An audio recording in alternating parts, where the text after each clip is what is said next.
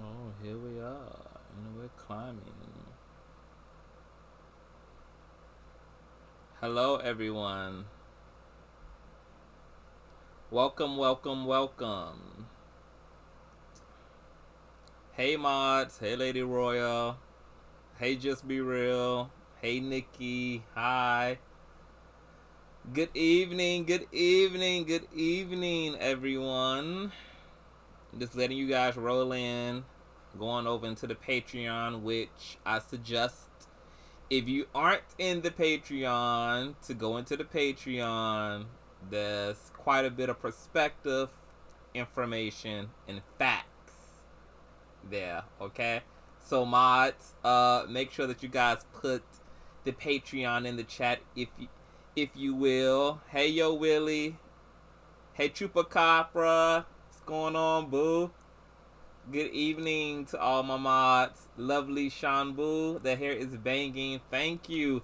Red is just my color. Like, everybody loves the red. I've been wanting to be a redhead forever in my life.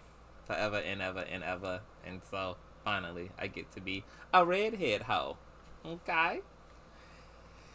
Hey, Dacia Bill. I think that's your name. Hello. I think you might be new. I don't think I've ever seen you in here before. Thank you so much, mods. Perched. What's going on, Blues Only? So I don't want to keep you guys long tonight. I thought this would be a good night to talk about some witchery, some supernatural, and just kind of put some perspective to some things, okay? I also want to give a major shout out to the live that I did the other night with Bubs to God. It's on private now, just because I felt like that live was kind of all over the place. I like my conversations and commentary to be more structured. I don't really like freestyle conversation, even though the conversation was bomb as fuck. But we went like super deep. What's going on, Eat with Keem? What's going on, Keem? How are thou, buddy? That's my Scorpio friend. It was fine. Yeah, it was fine. But you know how, like, when some shit is yours, you just have another level of standard for your own shit. Like, the audience may like it, grandma may like it, your man may like it, but because, like, you have a particular vision for shit and it's your shit, if you don't like it, it just don't even matter if everybody else likes it. It just don't. That's kind of like how I am. So, yeah. Lord, I'm already an empath, everyone. Okay. Hey, Dr. Chris, do you think the world is developing into a cult? Jesus. Well, you know, the world has been a cult, Dr. Chris. The world has been a cult. Religion, politics, race, sexuality, gender. You got the women's movement. That could be looked at as a female cult. You got the LGBT community and its movement. The gay cult. I mean, it just really depends on how you look at the term cult. I mean, we've always been cult-like, but because human beings are we are a group.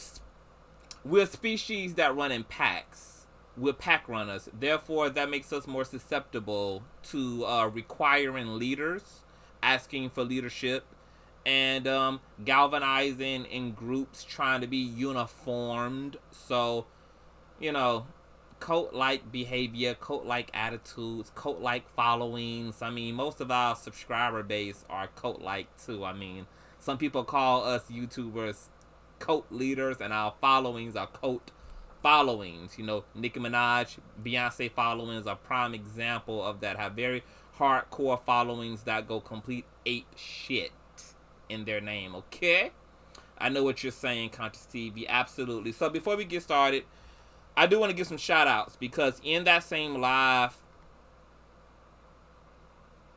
you guys cash app me literally like 400 plus something fucking dollars on that cash app. Like, I don't know what got into y'all spirit. I don't know what the Lord said to y'all, But yeah, the level of donation was out of control, and I want to thank you all so much for blessing the kids. So before we even move further into this discussion, let me just give a shout out to all of my contributors.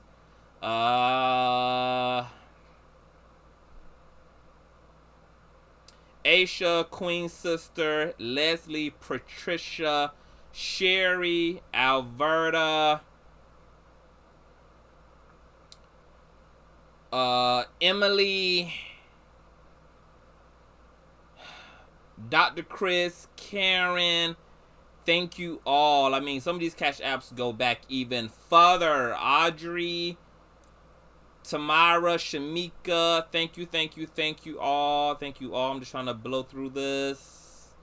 Vessi, thank you. Tawana, thank you. Trey, thank you. Just thank you, everyone who donated, okay? Thank you guys so much for making it rain on the kid, for being so supportive. And you guys don't even have to like be giving me donations that large, literally. Like if you want to just be a contributor and a regular contributor, just go and sign up to the Patreon. It's $5 a month. And shout out to my Patreons as well, who are consistently supportive in every which way. I really, really, really appreciate you guys. That's my little storefront church over there on the Patreon. We talk about things that we don't talk about over here on the platform. People I'm not going to give no attention to get talked about in the Patreon. And just intermediary topics, things that are probably a bit more closer to home and a bit more intimate and closer to my heart. We also talk about over in the Patreon versus bringing over here on the platform, okay? We love you. Blessings. You bless me. Thank you, Vessi. I love you guys. I don't normally come down for the sky to comment, but great content, very informative. Love to hear. Bless me. Thank you, Queen. I appreciate it. Hey, you guys. Okay, so Larry D. Reed has been stressing this whole ConsciouzTv is a witch thing. He loves being playful and having playful banter, okay? About that. Now, ConsciouzTv is a fucking witch, but I do want to put that into perspective because in this culture, especially considering that religion is like the head motherfucking spiritual attitude that America has, there's a lot of misconceptions around what it really means to be spiritual, what it means to be a mystic, and what it means to be a fucking witch, okay? Now, witch, like the term nigga, like the term bitch, has a very interesting history.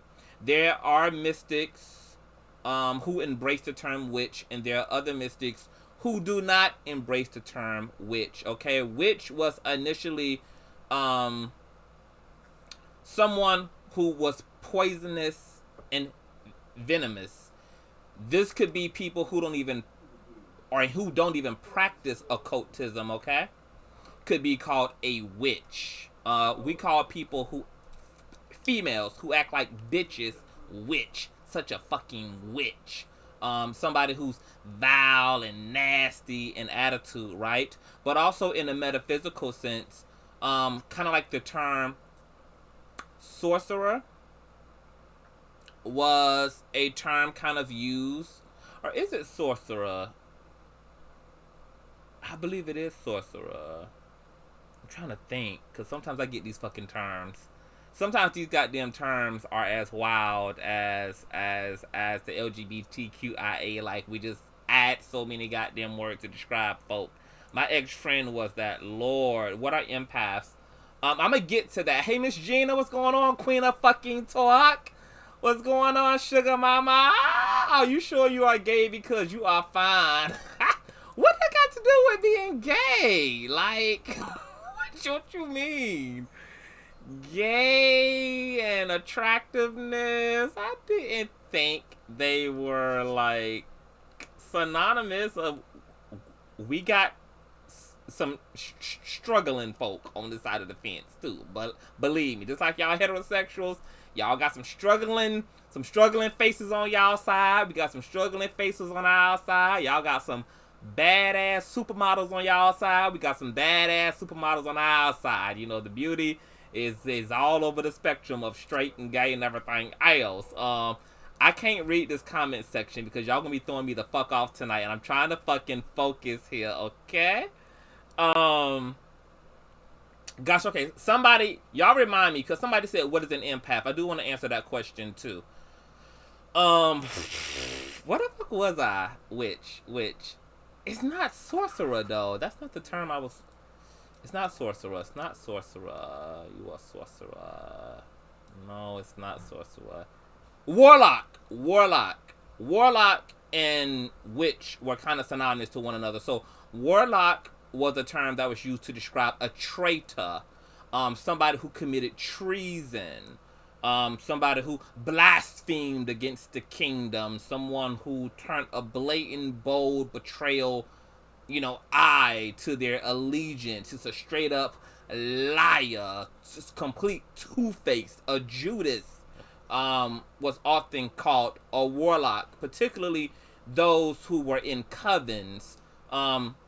So a witch would typically be a female who would use occultic practices in order to do evil or do her own greedy bidding. But so would a warlock in that connotation as well. Warlock is a male witch. Witch would be described as a female witch. Now, once again, these are all terms that are subject to change based upon culture, creed, history, just like we do with every other word, particularly slang, which is why I equated the word witch to bitch, nigga, cracker, all these things. Some people embrace the term nigga, some people are still offended by it. So some mystics embrace the term witch, and witch has become an androgynous term as well, because a lot of especially American male mystics also don't mind the term mystic. That probably also is because most male witches in America happen to also be gay. You won't find a lot of heterosexual American male magical practitioners, which is very interesting to me, because even if you look at religion, the females dominate a religious attendance and religious affiliation. There are more women who feel more inclined and subjected to religion than men do. Probably because the female principle is more spiritual in nature anyway. And I say female principle rather than female, because female principle is inclusive of everyone who is an expression of their feminine principle. Men have a feminine principle as well, just like women have a male principle. A lot of LGBT individuals also naturally are two-spirited individuals. If you study eunuchs or study LGBT persons, we're not a new phenomenon. We are as old as time, as old as religion, and we've been celebrated and hunted and persecuted in different contexts throughout history. When you go back to Africa and study the kind of pre-colonialism, you will find that marriages between two people of the same sex were highly revered, and they were actually considered more sacred and more spiritual than marriages between the opposite sex. We know that the Indians had a third sex or a third gender. This is where everybody on the spectrum would be included within that third gender. So you had male, female, and then pretty much other. Okay, and Native Americans embraced people who identified as either both, or men who identified more effeminately, and women who identified more masculinely. And of course, you also have your transgenders and people who are extremely connected to the female principle in such a way that they feel completely female in a male body, or feel male in a female body. Those things aren't by mistake, they're literally by design. Now, LGBT people are considered gatekeepers. Indian call us twin spirits. Twin spirits, eunuchs, all of those things. I mean, we've always had people, an expression of both androgyny, etc., intersex, and all these things have been considered, all these people have been considered to be highly spiritual. Now, when we get into some of my beliefs, I mean, They are a little eccentric, but they've just come through study, they've come through experience, they've come through seeking out the truth about what the fuck is going on with the human population. Why are we here? Why is sexuality here? What does higher consciousness want us to know, want us to believe about these things? How are we to approach sexuality and gender, etc.?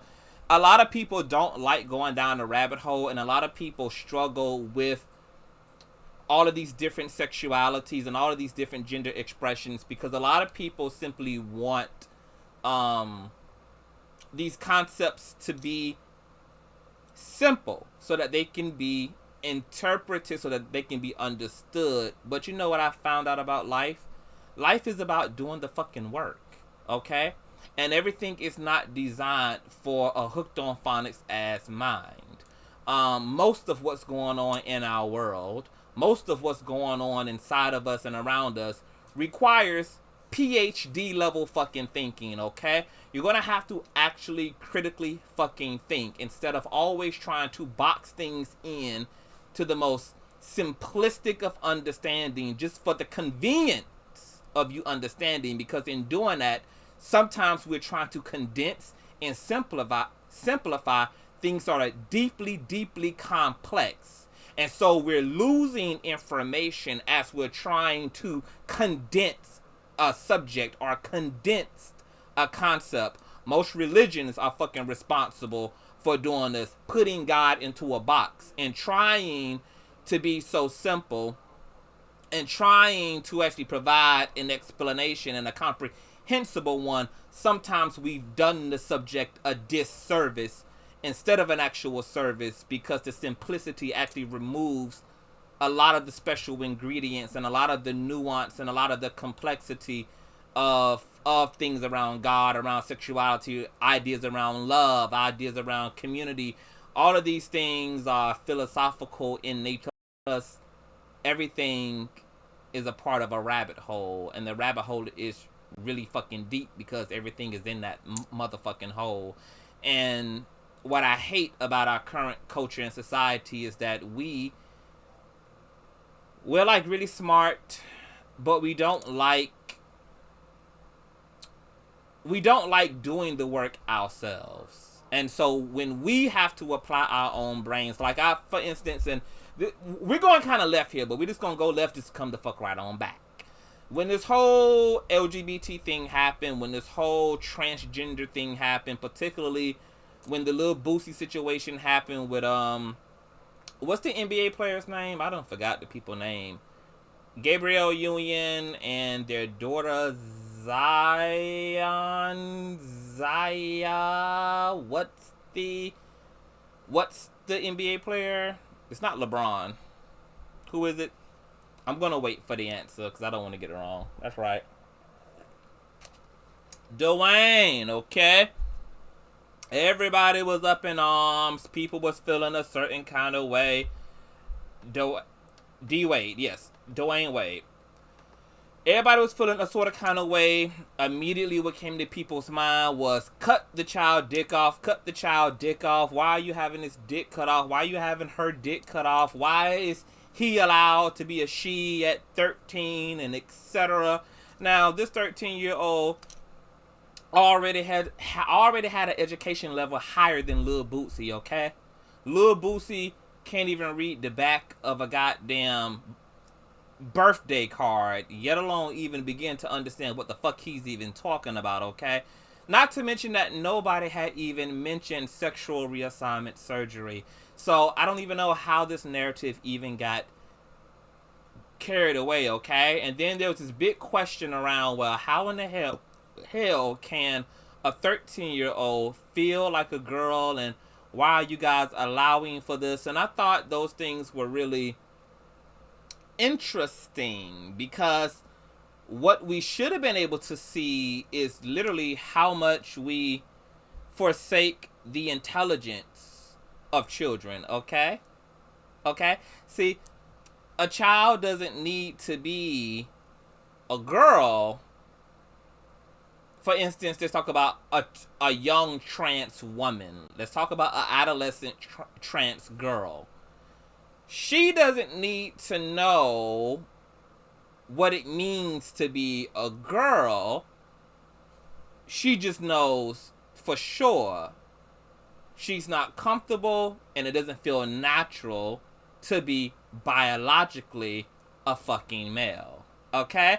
Now, some people will say, well, how the fuck is that possible? Well, I don't fucking know. How was it possible for me to know that I fucking like red at 13? How was it possible for me to know that I like my hair long rather than short? Where does this knowing fucking come from? We don't. And the thing that I found to be interesting about the conversation around Zion being 13 and knowing that she was trans at such an early age is that we've never made any protests or really any question around how do children know anything else? How do they know what their fucking favorite foods are? How do you know what you like to dress like and look like? You have these kids running around as SpongeBob, as Barney. They have their favorite heroes. They have their favorite celebrities. How the fuck you know who the fuck your favorite celebrity is at 9? What about Justin Bieber do you fucking like? You probably couldn't even articulate to me exactly why or give me an answer that would be sufficient to me, but you just fucking know. And I think we forsake, because we like to be so intellectual about shit, that there's something called psychic knowing. So there's things that like I know about myself intuitively. I don't know how the fuck I know. I just know them. I don't have a reason for being like this or being like that. I just fucking am. And there are different kids at different stages of self-awareness, because self-awareness is also something that is not mutually exclusive to age. You have fucking 14-year-olds who are more mature, who are more grounded, who are more disciplined, who are more responsible than fucking 27-year-olds. I grew up in the 90s where people still leave their 13-year-olds in charge to cook, to get their younger siblings off the bus, to help them do their homework, while mommy still got 4 extra hours on the clock and won't be home until 6 in the evening.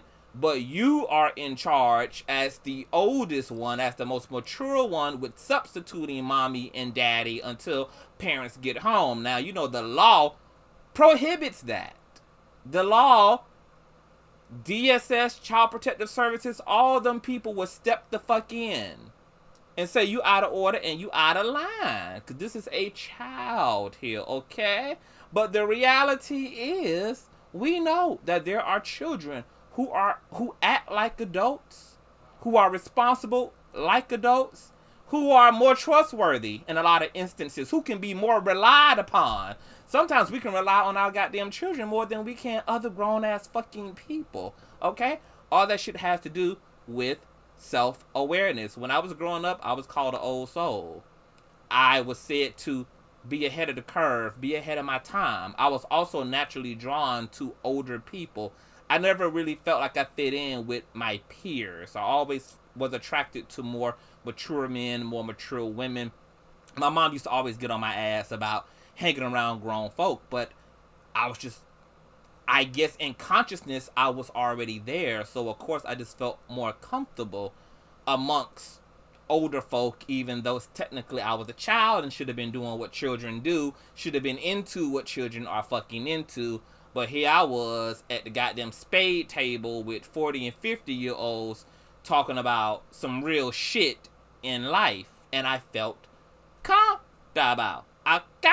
So, self-awareness is not exclusive to age. You can have young people with very, very keen sense of self-awareness. And you can have older people who have zero self-fucking awareness. I know 20-year-olds, 30-year-olds, 40-year-olds right now who are still having midlife crises. Don't know who the fuck they are. Don't know what the fuck they want to do. Don't know where the fuck they want to go. Don't know what the hell they really want in life. They confused in their sexuality. They confused in their direction in life. They just fucking confused. They don't know what the fuck is going on, okay? They shouldn't be trusted with a goddamn egg. Who's texting me while I'm working? Oh my god, it's my ex-boyfriend, Mario. He's a fellow Scorpio. I used to be so crazy about this nigga. I don't know why he's asking me this. Hold on. Let me text his fine ass back, raw.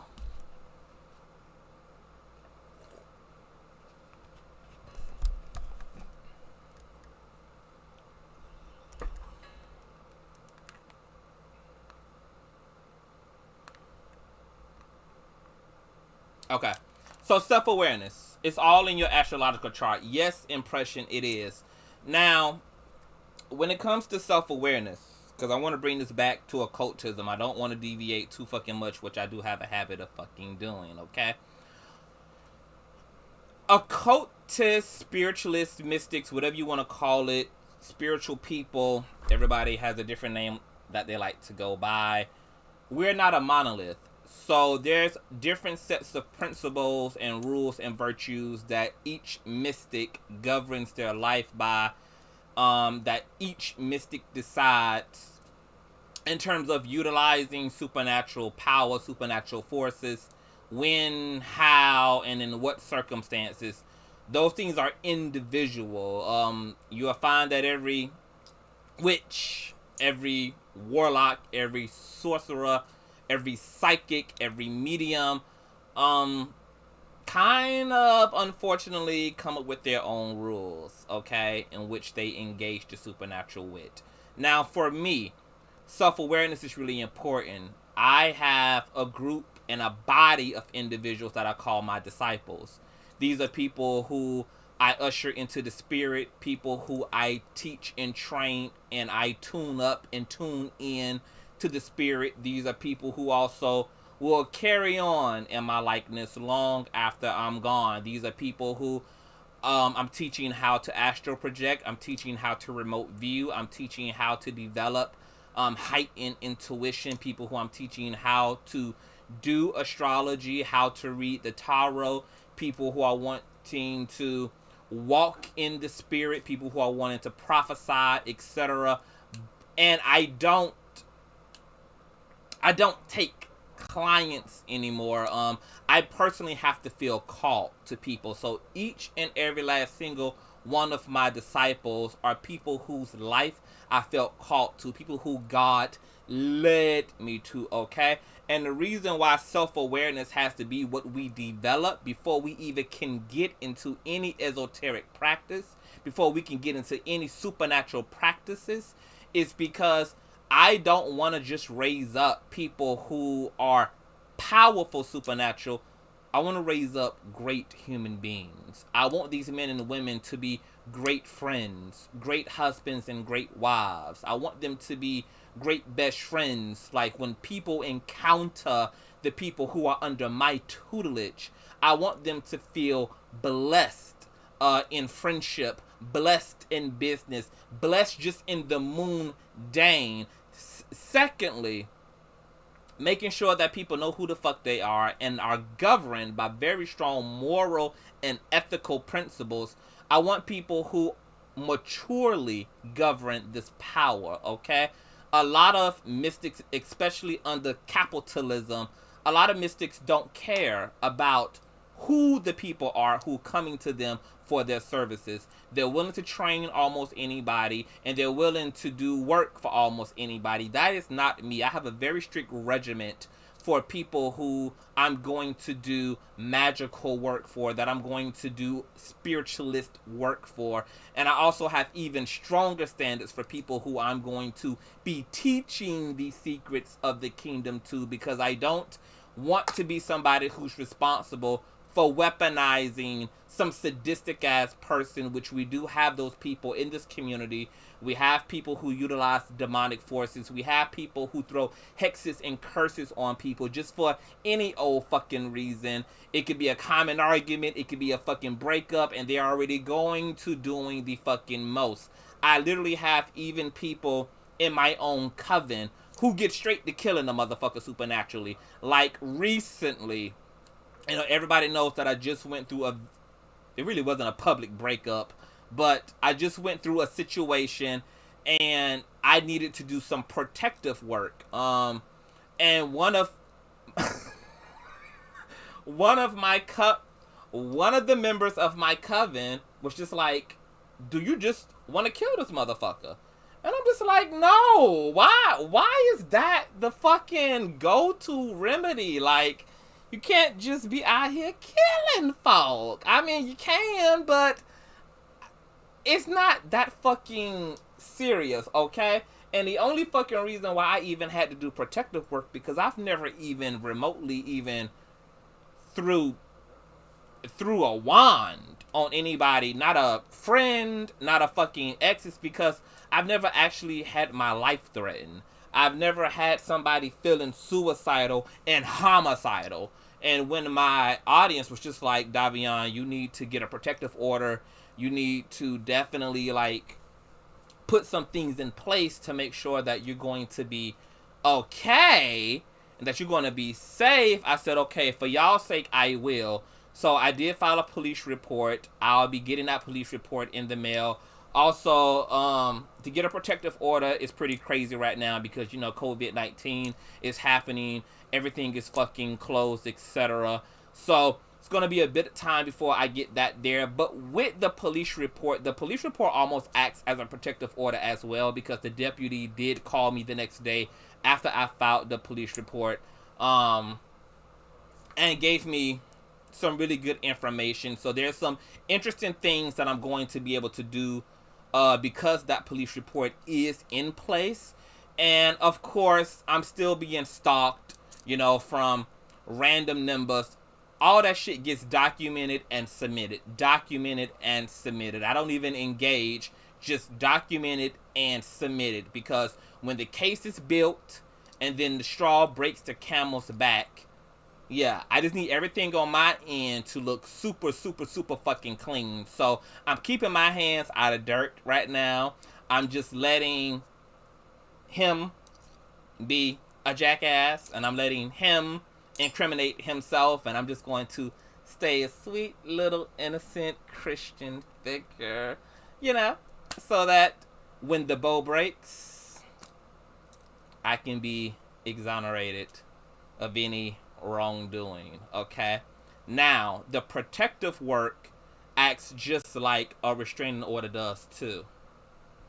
I refused to listen to his interview. I honestly didn't care to hear it. Nobody did, Mrs. Thomas, as you should. Let the Lord fight your battle. Nobody listened to it. The shit was fucking dumb. I ended up disclosing fucking more in my goddamn video than... I mean, it was just really fucking dumb. Like, just pointless and fucking stupid. But because of how volatile the situation was, and because of how sadistic of a spirit that's in this person and the threat that they made, there were also people in my life, my brothers and sisters, who wanted me to do some protective work. So we did. Rituals that were fucking 3 hours long. I gave up my fucking soul in these fucking rituals. I mean, I've never had to exhaust myself so emotionally and mentally. My whole fucking home, my whole entire property had to fucking be exorcised. Everything had to be fucking anointed. Everything had to be covered. Everything had to be protected. And there's an interesting 14-day candle situation, okay? That's also popping off. I can't get into the ins and the outs of what this is.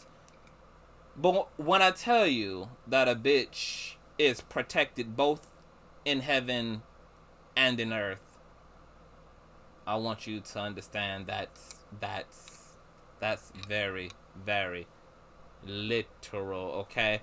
And I really more so did this to appease you guys in terms of provide myself under all of this protection, because you guys were very worried. I'm from the hood, so I'm not even used to going to these measures to protect myself. I just pull the fucking trigger on a nigga. I just whip a nigga ass, and I mean, like, that's that. Like, I don't police reports, all that shit. Like, it's weird. I just wasn't raised up around all of that, okay? But I'm a public figure now, and, you know, I have an audience that's looking at me, and so for that, I'm just like, let me take these measures to just give everyone a peace of mind, and just in case I have to take some extreme measures to protect myself against a fucking maniac, that the fact that I'm being stalked and harassed is well documented, okay? So that it doesn't look like anything had to happen that didn't have a precedence for having to happen. Okay? Yes. That's what we're going to do here. So I personally, what's the difference between your ritual and praying? Please don't be offended if that's disrespectful. Question, let me know as well. Knowledge is power.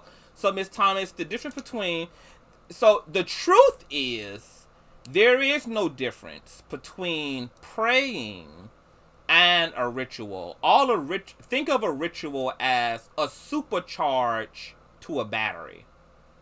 Think of praying as you blowing air into a balloon manually.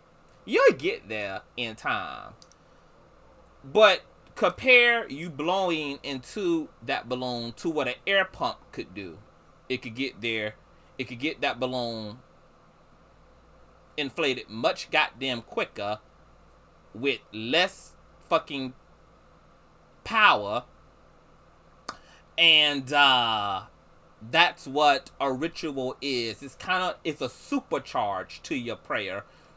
Rituals, I'm not going to say in and of themselves they don't have power, because depending on what you're doing, what you're moving, especially if you're talking about utilizing spiritual forces. Now, for me personally, I utilize the Holy Spirit and I utilize angels. I still consider myself to be a Christian mystic despite all of my mystical practices, because I don't move and do any work that's out of alignment with the principles of Jesus. Okay? So that means that I have to stress compassion, understanding, and the principles of love to their greatest extent before I even have to ever cause harm to another.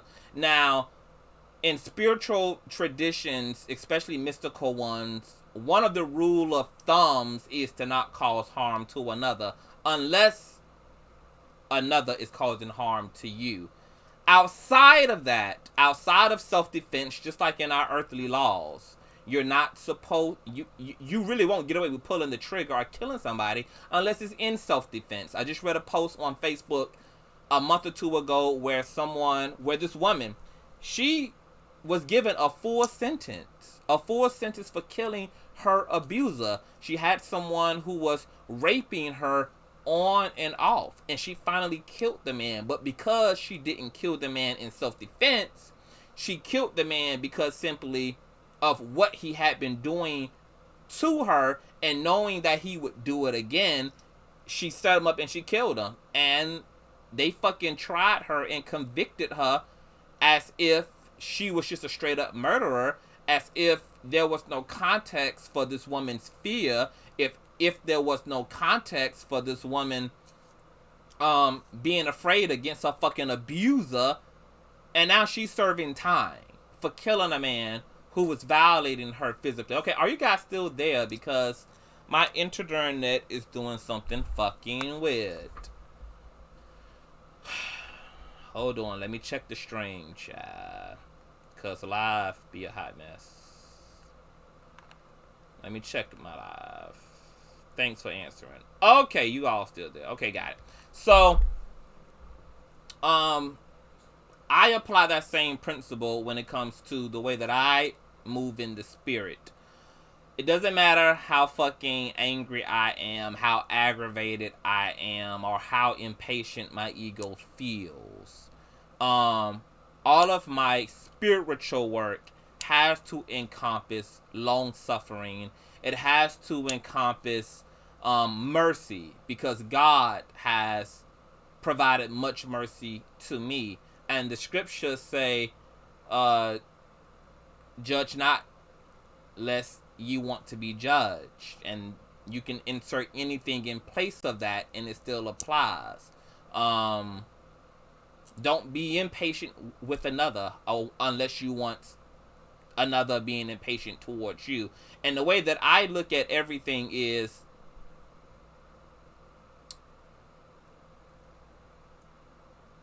I have to give to everybody else what I believe God has given to me. If God has been slow to kill my ass when I've been wrong, when I've been out of alignment, when I've been unconscious, when I've done dumb shit, like, who the fuck am I to just jump to harming another person just because they are unconscious, okay? So most of my spell work, most of my spiritual work, most of my prayer work involves really praying for a person's repentance, praying for a person to confess to the truth, praying for someone to turn away from their wickedness, to turn away from their wicked schemes. There's a particular situation,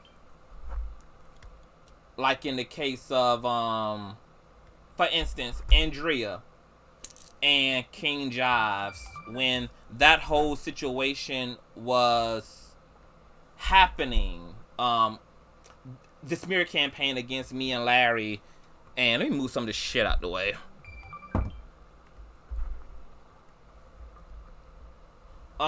Everybody fucking texting me and shit. It's just crazy. When all that shit was going on with Jimmy Battles, the George Bloomer situation, and it was a mess. The reason why you guys saw that whole little train, that whole little clique fall away is because I had did a come to light spell.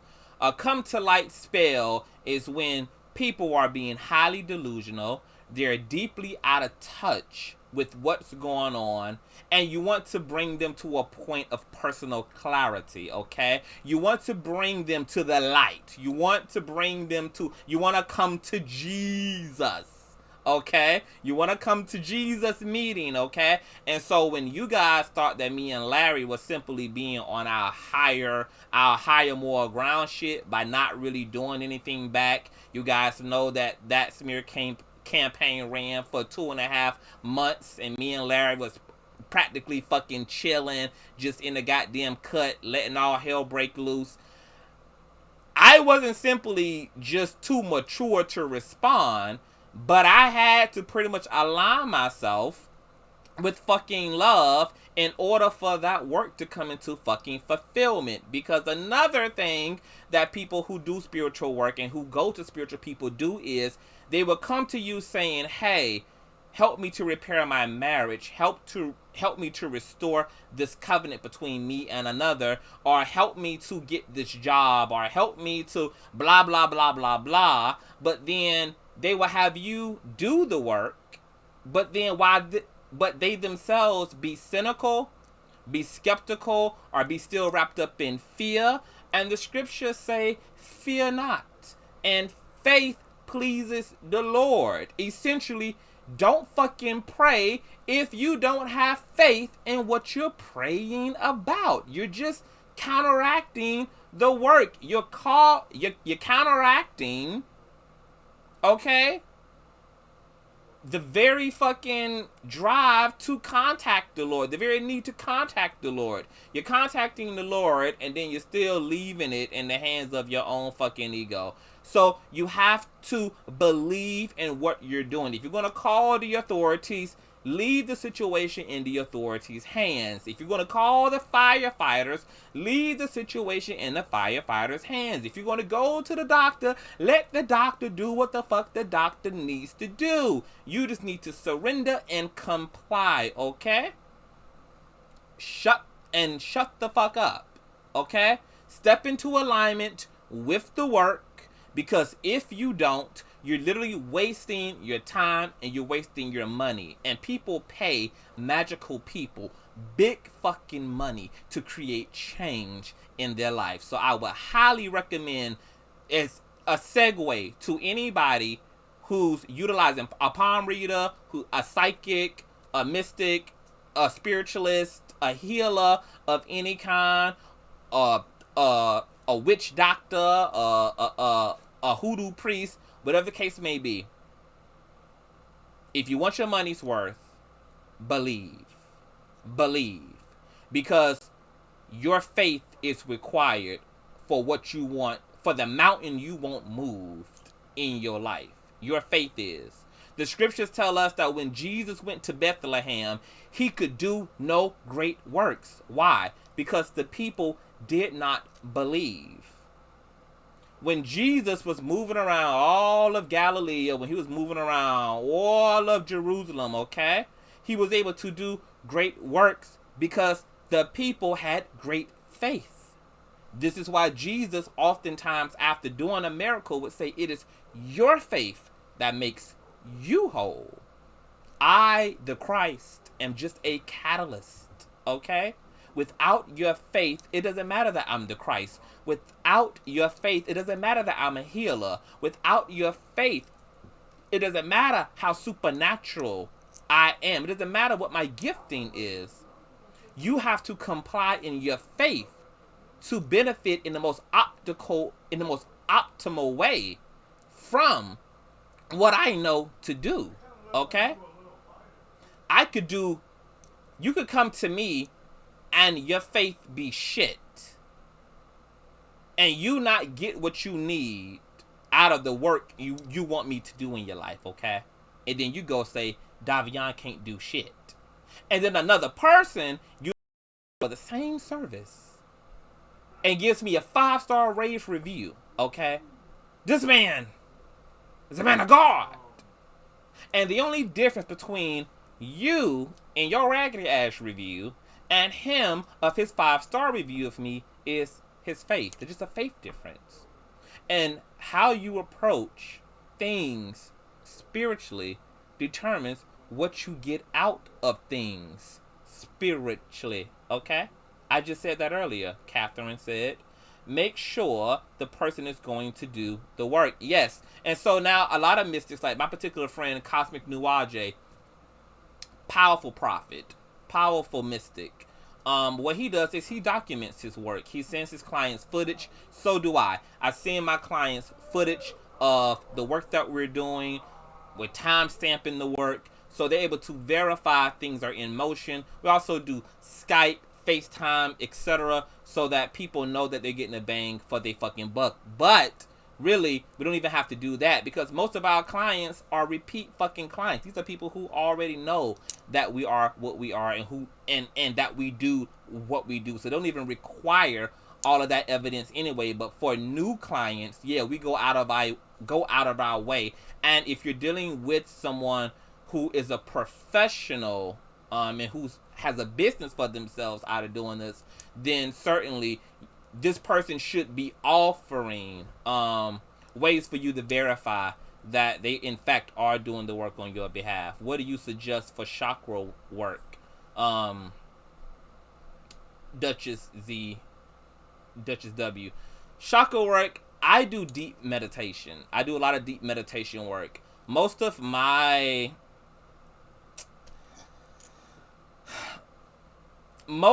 giftedness is around living a very quiet life, okay? People who live with me can tell you, people who have lived with me can tell you that I live a very introverted life. I live in a very quiet space because I'm constantly in a contemplative, prayerful state. So I mostly practice a lot of stillness. I mostly practice being in consistent conversation with higher consciousness, with God, with the Holy Spirit, whatever it is that people want to call this. Everybody has a name for this consciousness, for spirit. And I do a lot of transcendental meditating, okay? I go into very, very, very deep states of consciousness.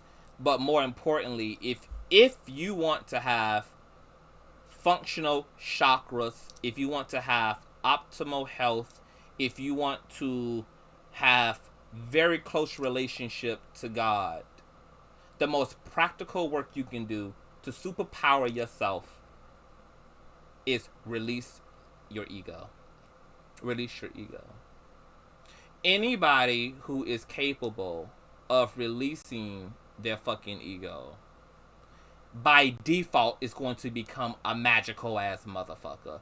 There's literally a whole nother life on the other side of your true of your true self, okay? Because there's a false self that we're all operating in, and then there's a higher self that we are as well, okay? Most of us think that we're living in our true self, and we're really living in a sophisticated version of our false self, so we can't really tell the difference between our true self and the false self that we are. But see, Dr. Chris is saying humility. Humility is a property of the higher self. You can't be humble or have humility in the false self. The false self defends itself. The false self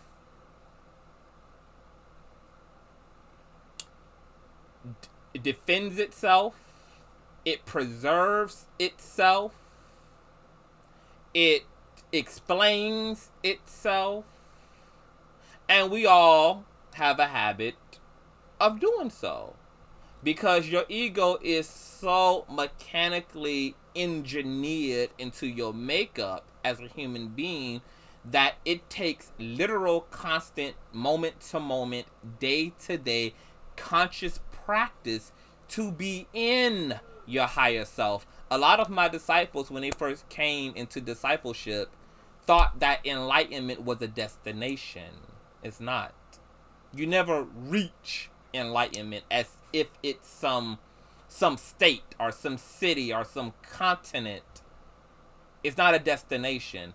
It's the constant practice of awakening to the present moment again and again and again and again and again. And this takes manual emotional labor, which means that you have to be in control of your patterns of thinking and your patterns of feeling, because your ego is never going to default your emotional and mental state to higher feeling and higher thinking. If you're not manually choosing your thinking and manually choosing your point of attraction, your ego is going to govern the shit out of you, is going to habitate, is going to be a permanent host, like a parasite, to your emotional and mental state. And not ever in your life is it ever going to become second nature to be enlightened. You have to make a conscious decision daily to be conscious, to be woke, to be emotionally intelligent. These things require choice again and again and again. Ms. Thomas says point of attraction. Point of attraction is just what does your mind default to? Some people's point of attraction is a pessimism. They're always looking to worry. They're always looking at things that make them worry. They're always talking to people who make them worry. They're always engaging in things that cause them anxiety. That would be their point of attraction. Some people don't have a care in the world. They look at things that make them feel good, things that bring them peace. They talk to people who make them peace. So happiness is their point of attraction. So that's simply what I mean by point of attraction. And we all have our points of attraction. Like my grandmother, quite lovely woman, but my grandma loves to fucking gossip, and she talks to gossipers, okay? She likes mess. Now, she might like mess for the sake of being informed. I don't know what she tells herself about her liking to just hear about other people's mess all the time. I don't know if it's her way of just being informed so that she can know who to pray for by always hearing about what the fuck everybody going through. I don't really know, what her purpose is behind being attracted to gossip, but that's her point of attraction. Now, on the back end of that, my grandmother struggles with low energy. And it's really because she's an empath, and what she doesn't know is that she internalizes other people's stress. She takes it into herself, and because she doesn't release it, it impacts her energy level. So oftentimes, she'll have a willing spirit but don't have a willing body, okay? She would want to go. She wants to be outgoing, but she always lacks the motivation to physically be able to go about those things. Empaths are very, very fascinating people, because somebody asked me earlier, what the fuck is an empath? An empath is simply a human sponge. An empath is somebody who has the talent and the ability to walk in your shoes emotionally. They don't have to necessarily know what it's exactly physically like to be in an abusive relationship or to be in the situation and circumstance you're under, but they're able to Bluetooth themselves into your emotional body, and they're able to experience your level of emotion, if not even more. And most empaths are unconscious, so we live in a culture that does not recognize empaths. Our medical community doesn't recognize empaths. I'm going to tell you what our medical community does. Our medical community recognizes the symptoms of an empath. People who suffer from depression oftentimes are empathic. People who have chemical imbalances most of the time are actually empathic. People who suffer from anxiety happen to also be very empathic. The community doesn't recognize empaths in that sense, but they treat symptoms of empathetic people, okay? So because we live in a culture that doesn't recognize empaths, it also means that empaths are not being taught and trained to hone in on their gift, and they don't know how to turn their gift off, which is why most empaths are also very introverted people, very quiet people, very shy people. They shy to the back. They're kind of a low head hanging individuals. Empaths take on a lot of shit. Oftentimes, empaths unfortunately also die very horrid fucking deaths because they internalize so much stress, they internalize so much contrast that of course it has no other purpose but to turn into hypertension, high blood, cardiac arrest. Most of the empaths in my life have had heart surgery, especially the older empaths in my family have all had heart troubles, have all had heart transplants. Empaths destroy their own fucking hearts as a result. Miss Thomas, okay, you're freaking me out. You literally called me out without calling my name. That tends to be how it is. And so with me being raised under the guise of unconscious empathic people, I've learned what not to do. My own mother, she was an empath. She blew a vessel in her brain because that's how much worryation she carried as an empathic person. And my mother got that from my grandmother, who is a worrier, aka a fucking empath. Empaths also are worrisome people. They're worried to death, and they literally feel like worry is just a natural function, and it's not. Having a worrisome practice is the result of being out of control emotionally. You are out of control. Worry is not a remedy to feeling better, okay? You're only destroying yourself more by worrying and by fucking stressing. I want to fix everything. I don't want people to hurt. That's every fucking empath. Every empath has a hero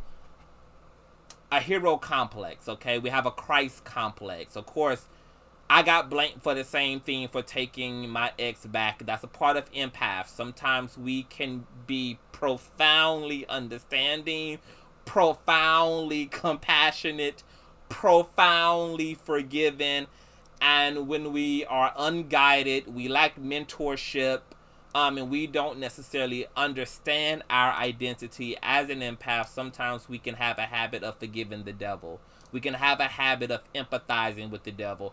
Empathic people are so compassionate. We're really one of the only people who can feel sorry for the devil. Like if Lucifer sat down with us and gave us his side of the story, his side of the events, his side of what happened in heaven, his side of what was going on between him and God, we would be able to sit there with the devil and actually sympathize with that motherfucker.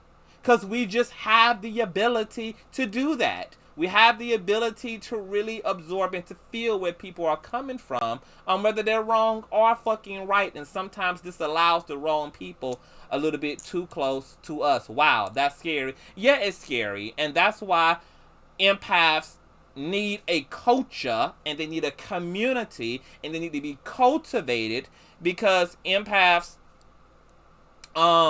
we attract very sick, very, very sick people, because a part of being an empath is also being a healer. And just like a doctor, just like a hospital, hospitals attract what? Broken, sick people, people in need of help. Empaths are human hospitals. So everyone from the sociopath to the psychopath to the narcissist to the insecure to the downright wicked and abusive are attracted to us naturally. And to be honest, we oftentimes have a habit of getting into relationships with abusive people, befriending users, etc., because we are attracted to the broken. We are attracted to who we can fix. We're attracted to who we can set free.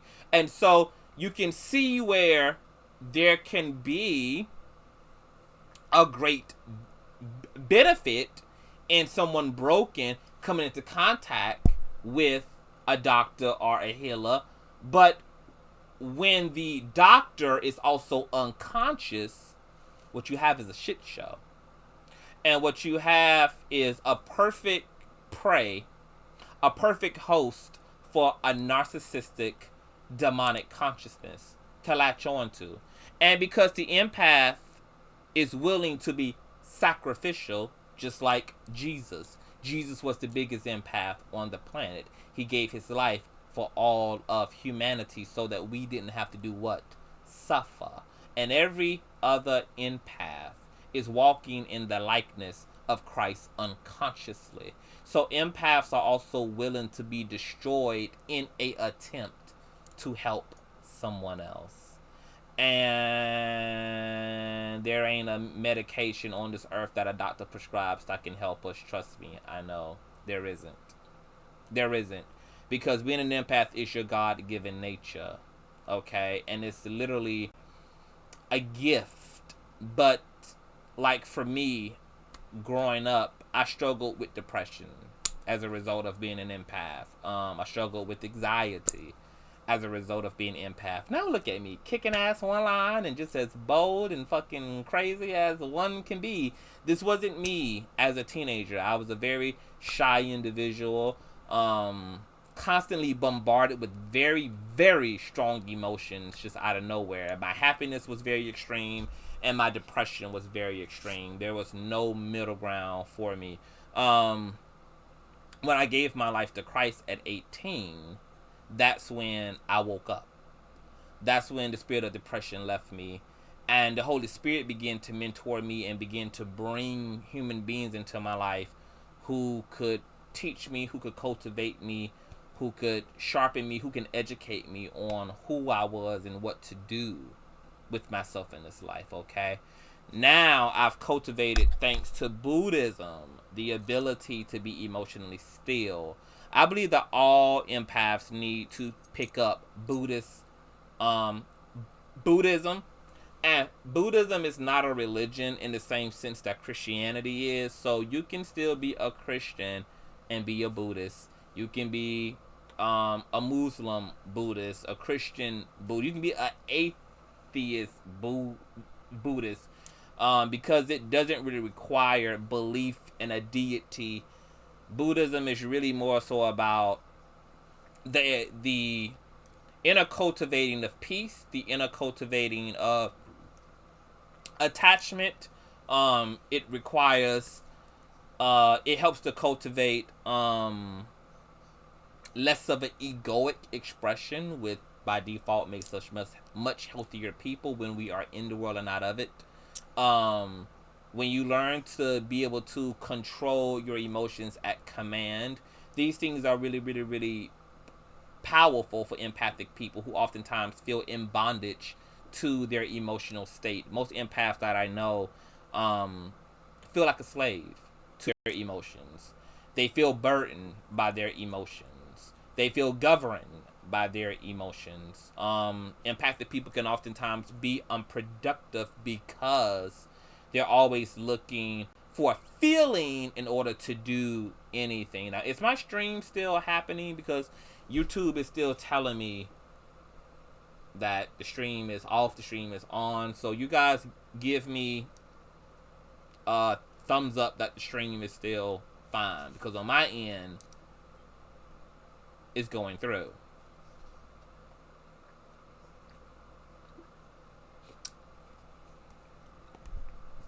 It's fine. Okay, it's fine. Everybody's saying it's fine. Okay, it's on. Okay.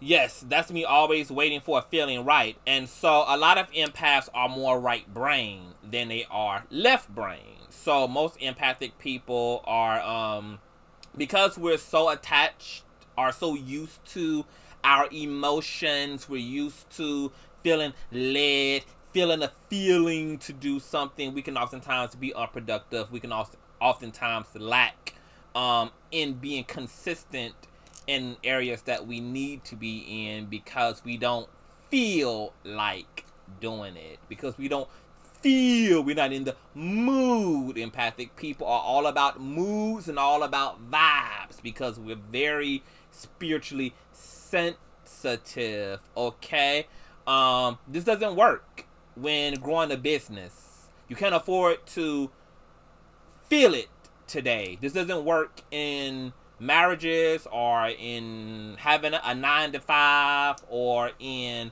having a routine, because feelings govern you all day, all night. How do you get beyond the mood or vibe?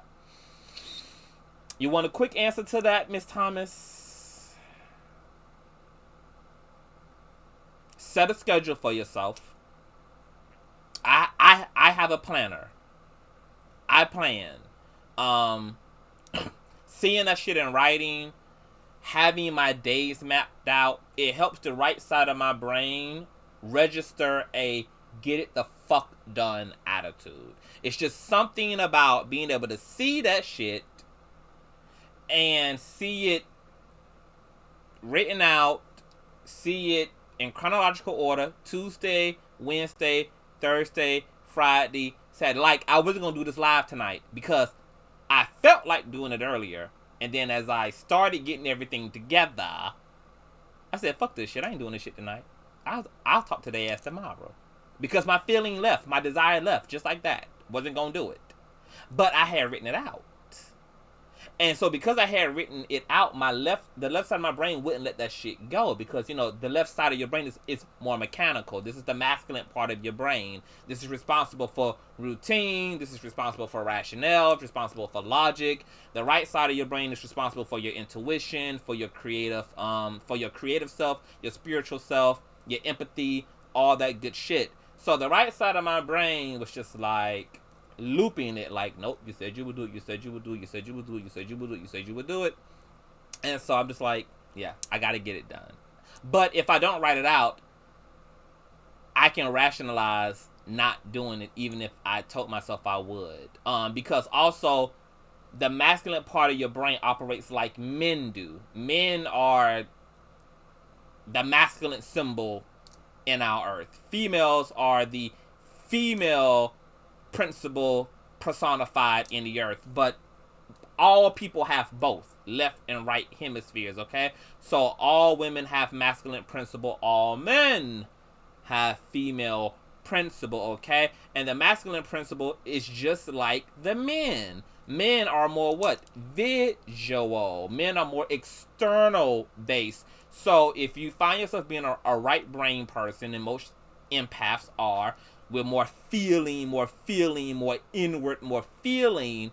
If you want to kind of break out of the feeling, you want to be more militant, you want to be more routine in your life, writing things down, becoming more visual, taking things outside of you, putting them in the form of a picture, putting them in the form of a planner.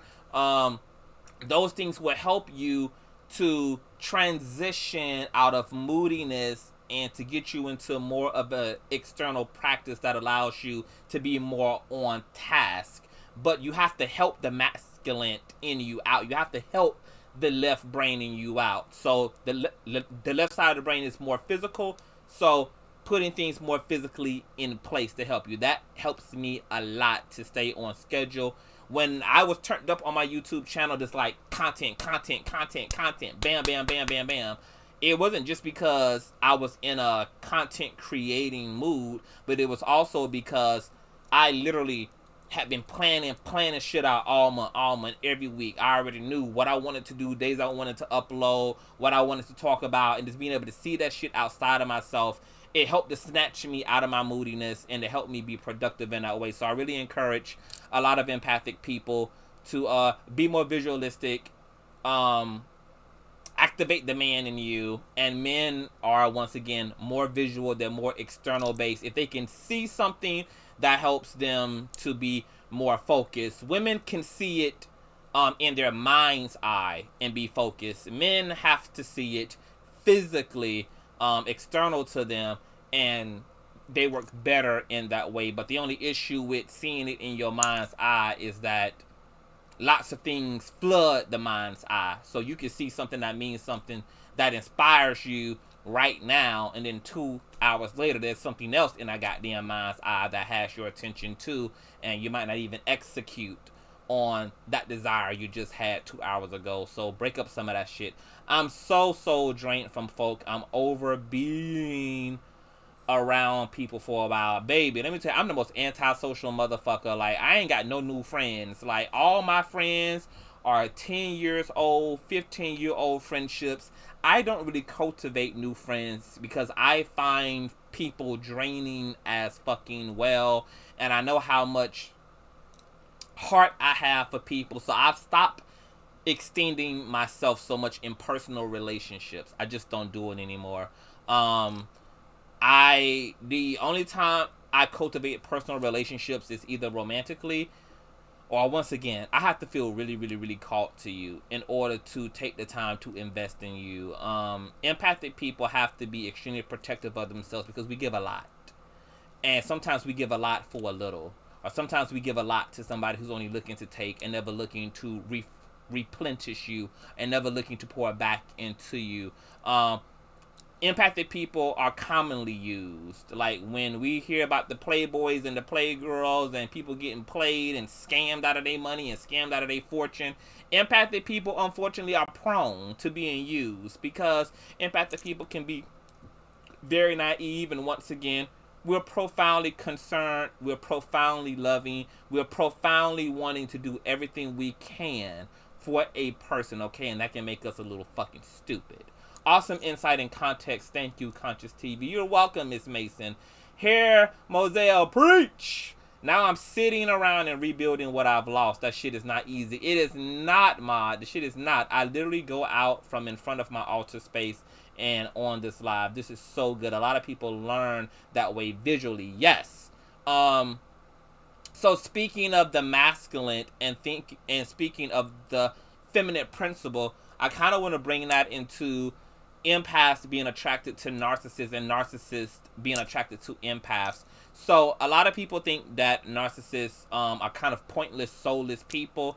They have more of a higher purpose than what most people give them credit for, okay? Yes, narcissists are fucking dangerous. You should absolutely stay the fuck away from a sociopath and a fucking narcissist. Narcissists do kill their victims. Narcissists are physically dangerous. These people are not a fucking joke. But if you live to tell from an experience with a narcissist, count yourself very fucking lucky, and hope you learned some very powerful fucking truths, because that's not an experience you want more than fucking once, okay?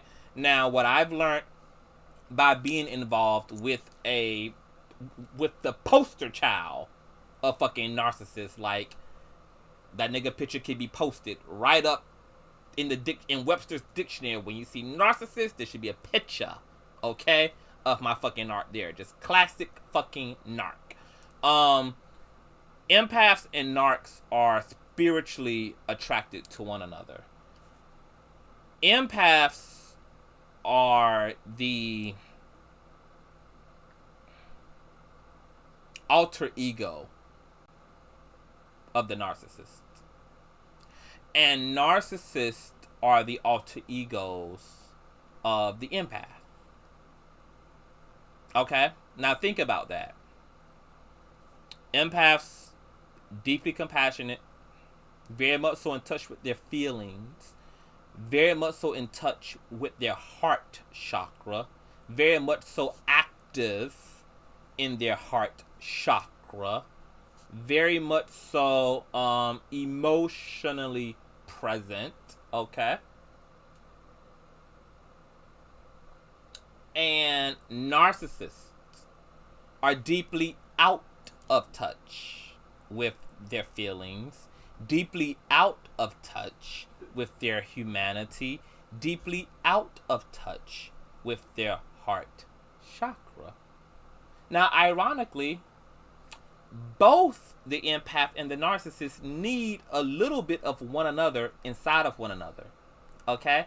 What I learned after my narcissistic experience last year, when I was uncovering why the fuck I attracted such a horrendous, horrific, ridiculously exaggerated Twilight Zone ass experience with somebody who couldn't be more opposite of me in terms of consciousness, in terms of virtue, in terms of all these wonderful things, is, oh, the narcissist came to teach me how to detach, because I'm too fucking attached to my reality as an empath. I'm too attached to my feelings as a fucking empath. I need to learn to let go.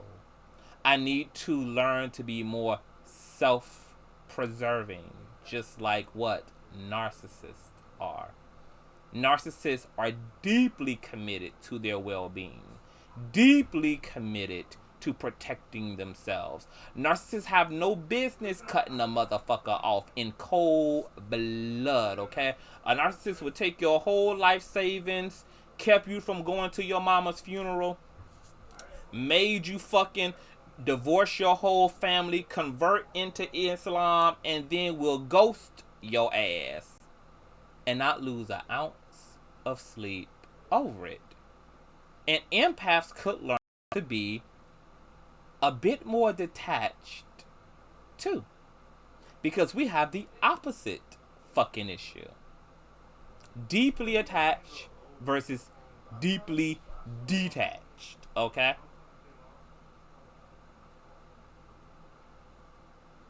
Now, narcissists need more empathic function, right?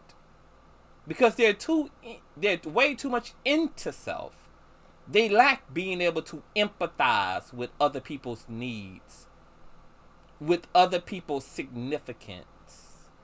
They have zero emotional intelligence. Instead, they govern themselves at the emotional capacity of a very autistic child. That's why narcissists oftentimes, instead of being able to deal with a healthy level of anger, oftentimes end up in rage, because they have no emotional filter, so they go to the extreme and everything. That's why their smear campaigns are extreme. They oftentimes result to profound violence, murder, physical abuse, etc. The narc could learn to be more empathetic, more self-aware, more emotionally intelligent, more emotionally present. Okay? So the narc idealizes him or herself through the empath. Narcs oftentimes adore the empath because they're attracted to that genuine light. They're attracted to that goodness and virtue, because it's something that they can't genuinely achieve. So just watching this genuine, beautiful phenomenon is oftentimes something that is a point of attraction for them. And the reason why most empaths are attracted to narcs naturally is because there's something about that, what we call the bad boy factor. Is not really bad boy. What we as empaths are attracted to in narcissists is the ability to not give a fuck. Because oftentimes we feel we give too much of a fuck. Sometimes we want to not give a fuck in situations we give a fuck about. Sometimes we want to be able to just be cold and not fucking care like the narcissist is able to fucking do. And so we oftentimes see the narc as a little stronger than us, and oftentimes the narcs see us as a bit more stronger, okay, than we are. Narcs find it easy to manipulate empaths emotionally because we're already there. Empaths are just looking for instructions. They already come ready to help, ready to heal. So whatever you need. And the empaths are readily fucking available. Now, the narc can only superficially desire the qualities. The narc is incapable of ever truly being empathetic. The narc can only pretend to empathize. The narc can only pretend to sympathize. But the narc has no ability to feel anything outside of his or her own misery, his or her own need, okay? The narcissist is good for being able to count all the wrong someone has done to them. What mama did, what daddy did, what grandma did, what your brother did to you, what the state did to you, is everybody's fault but the narc. But the narc has no ability to feel or be accountable or to empathize with anybody else for any other reason. Do you think it's fair to say that narcs are Of course narcs are chameleons. Because narcs do whatever they have to do to get their needs met. Whatever they have to do. Narcs will fuck people they're not attracted to if there's something to gain from it, whether that's shelter, whether that's money. Narcs will pretend to like, pretend to enjoy. They're great pretenders. They're illusionists because they're that severely attached to their needs. Their needs trump empathy. It wouldn't give a fuck what it costed you to give them what they need, even if you were destroyed in the process of providing them what they need, because their need is top fucking priority. This is what makes narcs dangerous, especially for empathic people, because narcs don't actually care about you. And you can actually fuck around and put your livelihood, your money, your resources, your health on the line for somebody who don't give a fuck about you. They only give a fuck about what you can provide them with. Narcs are supernatural users. Narcs are supernatural thieves, okay? And if you fuck around and get with an narc, and then you fuck around and get strong enough to get free of that narc, and if at any fucking point you take that narc back into your life, the narc is not coming back to love you.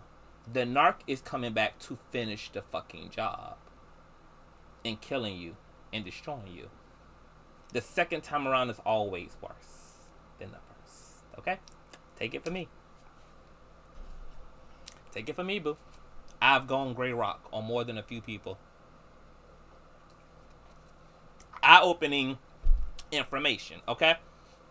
So, what I need empaths to know is, look, you're never going to not, you are never.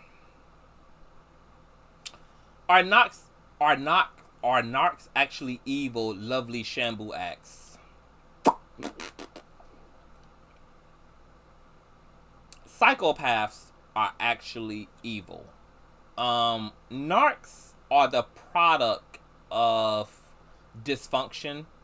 They're the product of wicked, uncaring people. So I wouldn't say narcs in and of themselves are evil. Narcs become narcs out of a defense mechanism. The fight for attention and the fight for self-preservation is out of being profoundly counted out and disregarded, either by the narc's parents, who probably were oftentimes narcs, the narc's family, whoever was the authority, whoever were supposed to be the central figures of influence and care in the narc's life oftentimes lack all of the guidance, all of the attention, all of the proper love necessary. And so out of that, narcs develop a wall, okay? And they come to a subconscious choice, and they don't know this consciously, but they make a subconscious choice to never be forgotten or disregarded again, okay? The people in their life who played a role into making them narcissists, they spend their life looking at everyone else as the person who disregarded them, okay? Which means that they suffer profoundly from trust issues. Narcs have deep trust issues.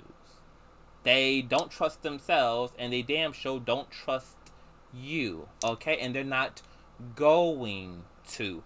There's no amount of sacrifice you can make for them. There's no amount of giving to them. There's no amount of anything. You can't prove yourself worthy to a narc. They've already thrown in the towel. They no longer believe in humanity. That's why humanity can only be a resource now. They don't humanize people. Every person is a product and an opportunity to them, okay? And that's why they don't care, and they don't cry, and they don't empathize about what happens to you, because in your mind, because in their mind, in the narcissistic mind, you're not even a fucking human being.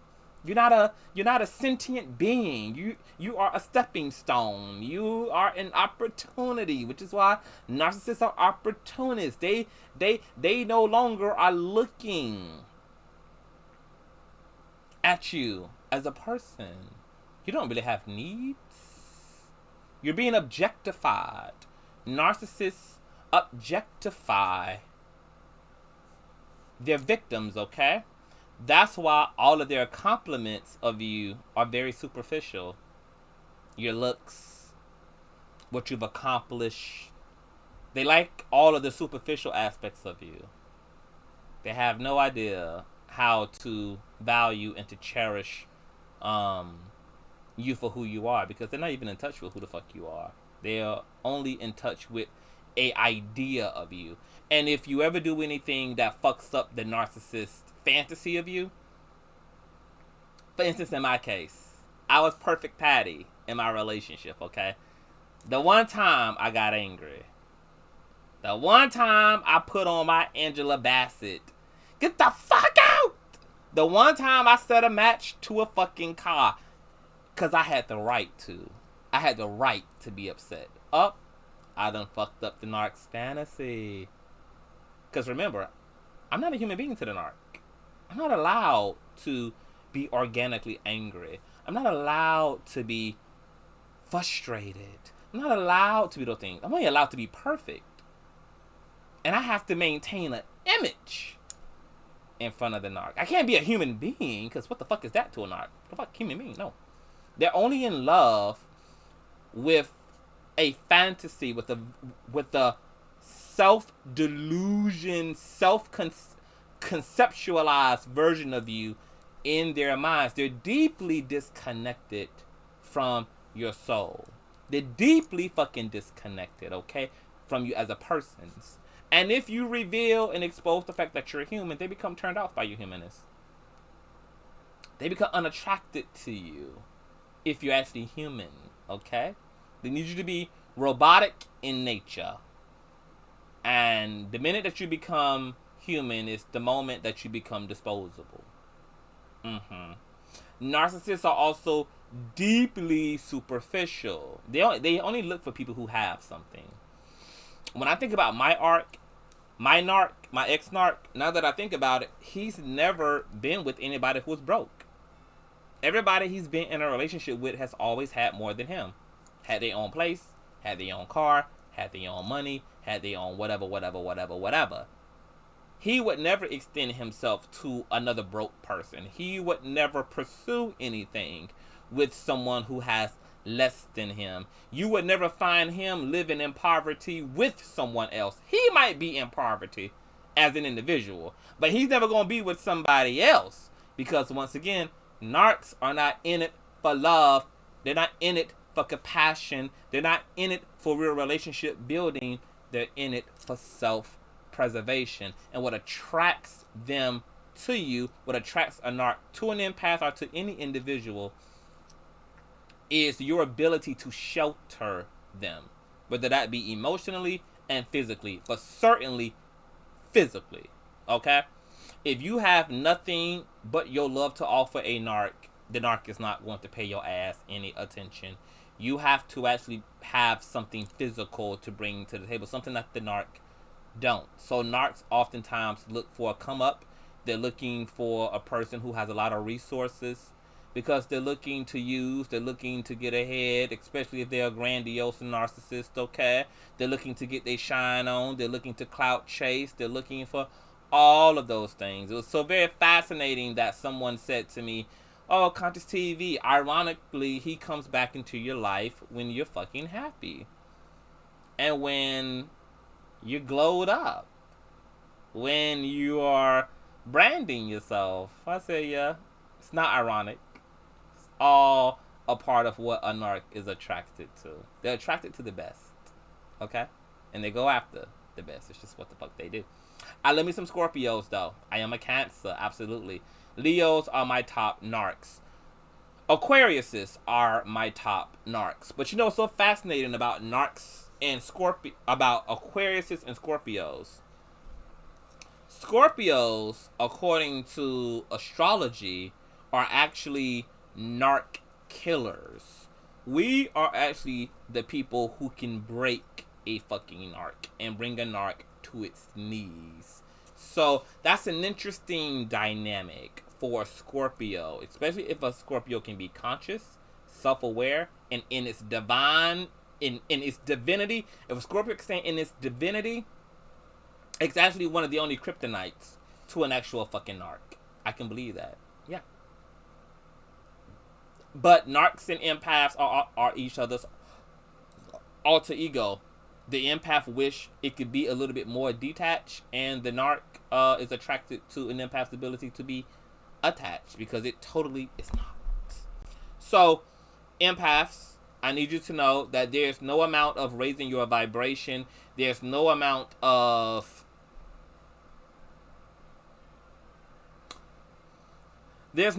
spell casting. There's no amount of anything you can do to keep narcissists and sociopaths from being attracted to you. As long as you're empathic, you will always be on the radar of narcissistic and sociopathic personality types. What you have to do is become extremely selective. Okay? And if you find yourself attracted to someone who you come to understand to be a sociopath and a narc, and you still want to pursue a relationship to them, what it actually means is that you need a fucking ego death. And what you think you are attracted to romantically is really disguised as your attraction to a fucking ego death. Okay?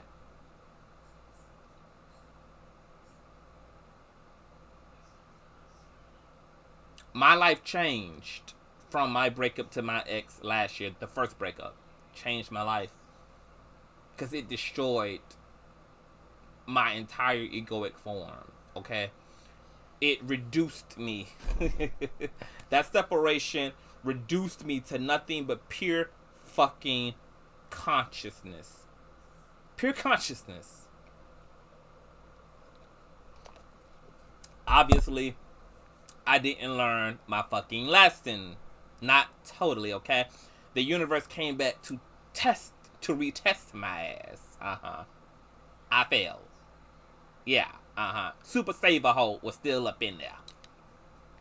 Super Saver Hole. Still up in there. And got my ass whooped again. But not as brutal, because see, I got the lesson last year. I just didn't hold on to it entirely. You know, it was almost like I was trying the truth. I had the truth on stand. Like, are you really the truth? Do I understand this shit correctly, what I went through last year? Maybe this ain't quite what it meant. Yeah, bitch. The truth verified itself like Beyonce's Twitter account, girl. Truth got fucking verified. Blue check. That's okay. I needed that for confirmation. Because now that my truth has been verified and it's been tried, it's come back not just as an objective truth. I mean, as a personal truth. It's an objective truth now. Okay? And it's a truth I never have to think twice about. It's a truth that I never have to doubt again. It's a truth that I never have to speculate about ever again, okay? Yeah. I can teach this shit with clear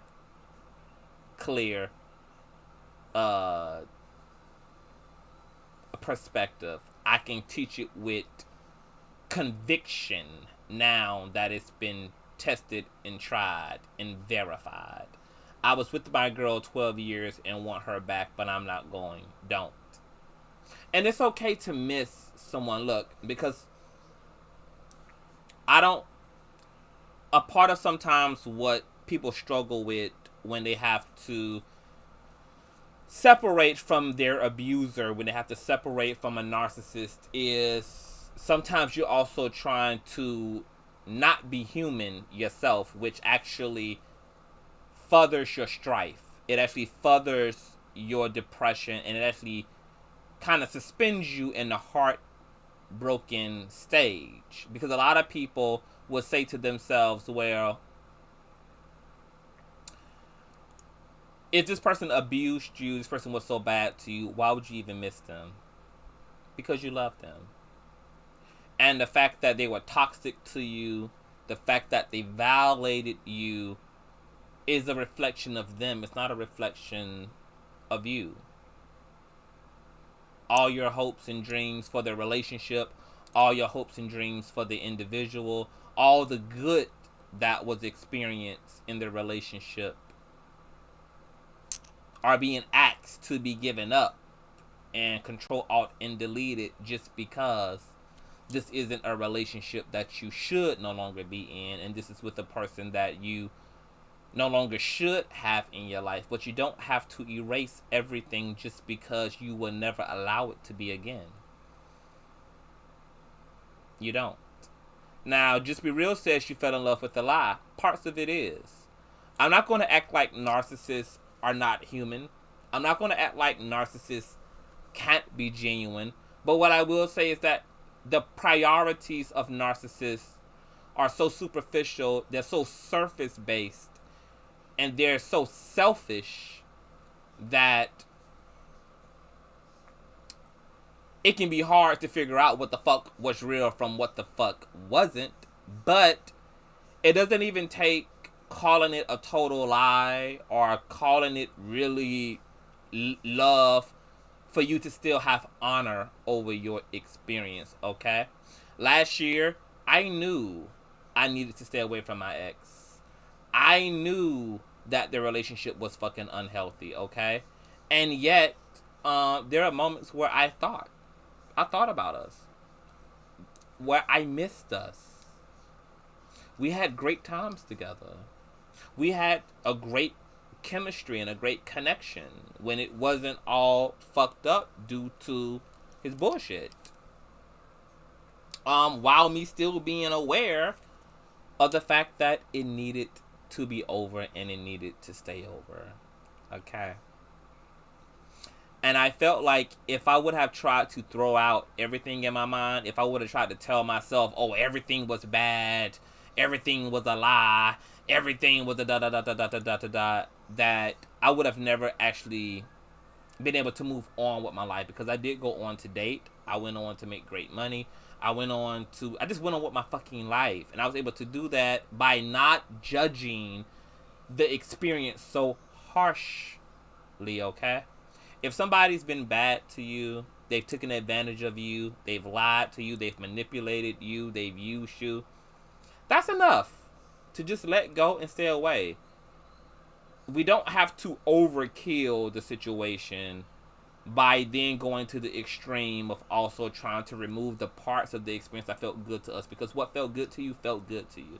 If that same person also put a smile on your face, that's perfectly fine. If that same abuser also made you laugh like you've never laughed before in your life, that's also fine. If some of the happiest moments of your life, if some of the best memories you had were things that you and this person did together, you don't have to take that away from yourself just to stay away from somebody who has proven to you to be destructive and self-sabotaging and untrustworthy. You can have your no contact and also appreciate still the good that was there in your experience. And if you try to take that away from yourself, yeah, you're always going to, it's going to take a long time to recover from the relationship, if ever. That was something else that I learned from having to go through breakup, rebuild myself, move forward with my life, is it was taking more energy out of me to try to just tell myself the whole fucking thing was crazy, because it made me even sadder, and it hurt in places it really didn't have to. I just needed to acknowledge it was bad in the actual areas it was bad, deal with the actual areas of the relationship it was bad in, deal with what actually was done to me and the way it was done to me, and I could leave the rest to be good where it was fucking good and recover like I would in a normal relationship to a normal person that I'm having to break up with. Most days were beautiful, but damn, when it was bad, it was bad. Absolutely. Because narcissists can only go to the extremes. They can only be really good or really fucking bad. There really is no in between. Narcissists are like autistic children. They don't have emotional nuance. The pendulum just swings from the extreme left, swings to the extreme right, okay? And if you keep finding yourself in relationships as an empath to abusers, to narcissists, it's because you really need to cultivate more self-preserving skills like that which the narcissists have, but don't become the narcissist. But there are practices and attributes narcissists do have that we all need. And Buddhism is a perfect way to cultivate what narcissists are able to do without being a fucking narcissist. Like, Buddhism teaches the art of detachment without teaching you to be cold and unempathetic. You need to learn to detach from your feelings so that you're not emotionally exhausting yourself. As an empath, when I was out of control and unconscious, it used to take me years to get over one fucking person, okay? Fucking years. It took me years to get over one person. I would literally date one person and need 7 years to fucking purge. 7 fucking years, okay? I was team too fucking much. Team too fucking much. But if I would have learned emotional discipline, if I would have learned how to let things go and how to detach earlier on in my life, I wouldn't have spent as much of my time sad the way that I was when I was a young person. And that's why I don't spend a lot of my time sad now. I know how to allow my heart to break, give myself time to fucking grieve, and then I'm back on the up and fucking up, okay? I turn off that flood and I turn it on. I let the faucet run, and I know how to consciously now close that shit. And I am a better empath for it now, okay? I know how to do what a lot of the elder empaths in my life are not able to do, which is give up the sadness too, okay? Empaths simply hide sadness in their body, which is why we oftentimes die of terminal illnesses, aneurysms, cancers, all type of shit, Okay, all type of shit, because we internalize our pain. While we out here saying we gave it to the Lord, we really gave it to our heart chakra. We really gave it to our solar plexus. We really gave it to our crown chakra. We really didn't give shit to the goddamn Lord. We just hid it away from ourselves, within ourselves. And just like an infestation, if you find a termite's nest, okay, in your home, and you take it from the front of the house and put it on the back porch, okay, you hide it away from your central places in your home, then those termites are just going to sit right wherever you put them, and they're going to eat away at the property before eventually making their way back into those central spaces in your home. And so when we don't literally know how to let go, what we're doing is simply hiding spiritual fucking termites somewhere else in our temple, and they eat away at wherever it is we hid them, even if we forgot where we hid the shit. Because sometimes empaths hide shit so well within themselves that we genuinely be thinking we be over some shit, because we seed it somewhere deep in the basement of our soul, somewhere deep in the attics of our soul, and we be thinking, bitch, we good, we clear, we fine, and shit could go on for years. We can literally not impact it, not affect it, okay? And then that one event, that one situation, or the way a certain situation that happened, and then you're brought back to something that you thought you was over and had been over for years now, for months now, for weeks now, however long you've been under the impression that you were truly over it, and all you did was actually hide it. There are more people hiding their trauma, hiding their PSD, hiding their sorrow, than actually being freed and delivered from that shit. And triggers, yes, those events and those people and those situations that trigger you up, okay? If you want to free yourself, you gotta face it. You can only heal what you're willing to come face to face with. What you're not willing to see, you can't be free from. That's why denial is so dangerous. But it's not just about facing something. It also is just as important in how you face that thing. Not just simply because a lot of people have faced their demons, have faced their pain, and are still not free from it, because it's not in just having the courage to look at it. It's about understanding the proper way to look at that shit that hurt you, and to look at that shit that broke you. Man, I'm tired of crying. Just be real. Are you in therapy? Do you have a spiritual... Do you have any type of spiritual accountability? Do you have a psychiatrist? Do you have a counselor in your life? Do you have a pastor? Do you have anyone who you appoint as an authority over your life? How can you face what you know is buried if you have genuinely forgotten you've buried it, so it doesn't cause additional pain when triggered? That's why you need therapists. You need psychotherapists specifically. Remember, there's a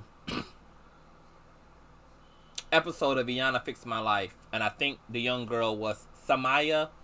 She was the one who she was stolen at birth, and her mother, the nurse who stole her from out of the hospital, took Samaya as her own and raised her as her own until Samaya discovered what happened. Her mom was locked up and Samaya was given back to her parents. Now, what Iyanla did was she was trying to coach Samaya into her real feelings. Samaya had a great wall of defense up. You know, she just wasn't, it just wasn't that deep to her. You know, she loved the woman who had raised her. That's the only mother she had knew. She was also happy to have an opportunity to know who her biological father and her biological mother was. But Samaya really was not dealing with the feelings of the fact that the woman who she came to call mother was a thief. And she stole that experience from her and stole that experience from her biological family. And Iyanla needed Samaya to go into that in order to understand why there needed to be a boundary between Samaya and the woman she came to call mother and her actual family, because Samaya was still wanting equally a relationship to that woman and equally a relationship to her biological family. So what Iyanla then did was she said, you know what? Samaya's not opening up. I'm going to piss her off, aka I'm going to trigger her. I'm going to trigger her because I need a catalyst in order for her to engage this process with her feelings, and she's not wanting to open up. So I'm going to agitate her. I'm going to fuck with her emotionally. So when people ask, well, you know, how do you know? How do you know if, how do you get to the thing that you have buried? Well, if you know the situation that you believe that, if you are aware of the situation that you think you healed up, the situation you think you put into perspective, pull the situation back up in your mind again. Start telling yourself a bunch of unhealthy things about the experience. Because at this point, if you feel like you've healed, it's because you've put some healthy perspective to the event, to the situation, to the relationship. But if you want to know if you're really over it, conjure it back up, bring it back up, bring the event back up in your mind. Try to genuinely, emotionally attach and engage the event. Become emotionally present in it. And then start telling yourself some rough shit. And see if you deviate in your peace of mind. See if you deviate in that so-called healing or forgiveness that you have. Just go ape shit. And I don't really encourage this outside of professional help. I would not encourage, you know, people who have, especially when it comes to events that have really been traumatizing for you, I would not encourage you to just play around with your memory and play around with your fucking mind, you know, just to test and try your fucking self, because you might in fact not have healed up some shit and then conjure up and reanimate a situation, and it might totally blow you over unexpectedly at this time in your life, and this be the last goddamn thing you need right now, which is to be rewounding your fucking self. So I would encourage you to really get with a really good fucking therapist who would know how to help you to reopen that, in case when you do open up that coffin and pull that situation out of the grave to look at it again, that if you slip into feelings that you didn't know you had, if you slip into injuries that you buried, that you suppressed, and those wounds become wide open and you become deeply aware of those things, that you have the guidance and you have somebody who can guide you properly into dealing with that and then putting that situation to total rest, okay? Because most of us, once again, we've suppressed a lot of our pain, we've quieted ourselves, and we've just moved on with good hope. And not really sure if things are truly over, or we just avoid the people who have hurt us, which is not healing either. Because if you've really healed it up, you won't have to avoid your oppressor or avoid the person who was the catalyst to the experience of your abandonment. That's also one of the reasons why I turned around and took my ex's apology. I was in a place where I wasn't afraid of the boogeyman anymore, because I was running from the boogeyman. That is what kind of let me know that I had not really healed this thing, because if I really did, I wouldn't have to run from him. I wouldn't have to keep not looking. I wouldn't have to keep my back turned. If I had really dealt with this thing, brought closure to this thing. So the fact that I was afraid to look, the fact that I was afraid to talk to him, the fact that I was afraid to open the door to hear what he had to say, that was one of the telltale signs that I hadn't fully healed. But I also wasn't hard on myself for not healing, because healing happens in its own time, and you have to be compassionate and patient with yourself, understand your limits, understand what you're ready for and not ready for, and just to be patient. A lot of time with healing is people want healing to be overnight, and healing isn't. It's not an overnight a process. And healing, especially emotional healing, is very, very fucking hard, because unlike physical injuries, your body doesn't really require your help when you injure yourself physically. It doesn't. You know, if you break your arm tonight, you get a cast put on it, your arm has to heal by itself. If you scrape some skin off your arm, your skin will begin to repair itself.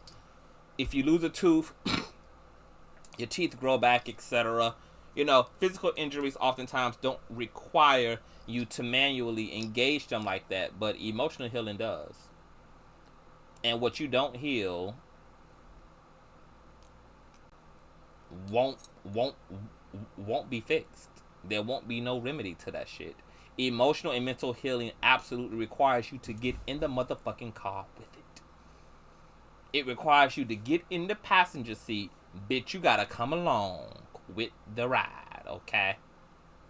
And that can be some of the hardest work you'll ever do in your fucking life, but it's some of the most grounding, rewarding work you'll ever do in your life. Transformation is not pretty. The transforming and the renewal of your mind and of your heart is not a pretty thing, okay? The journey ahead oftentimes is long. You're going to require a patience from yourself that is going to be pretty profound. There's going to have to be a level of self-compassion that's going to have to be put in place. But you can do it. You can do it because the quality of your life depends on your relationship to yourself and the condition of that relationship to yourself. I've been chasing feeling free for the last 4 years. Yeah. There is no chasing of the feeling. Just chase after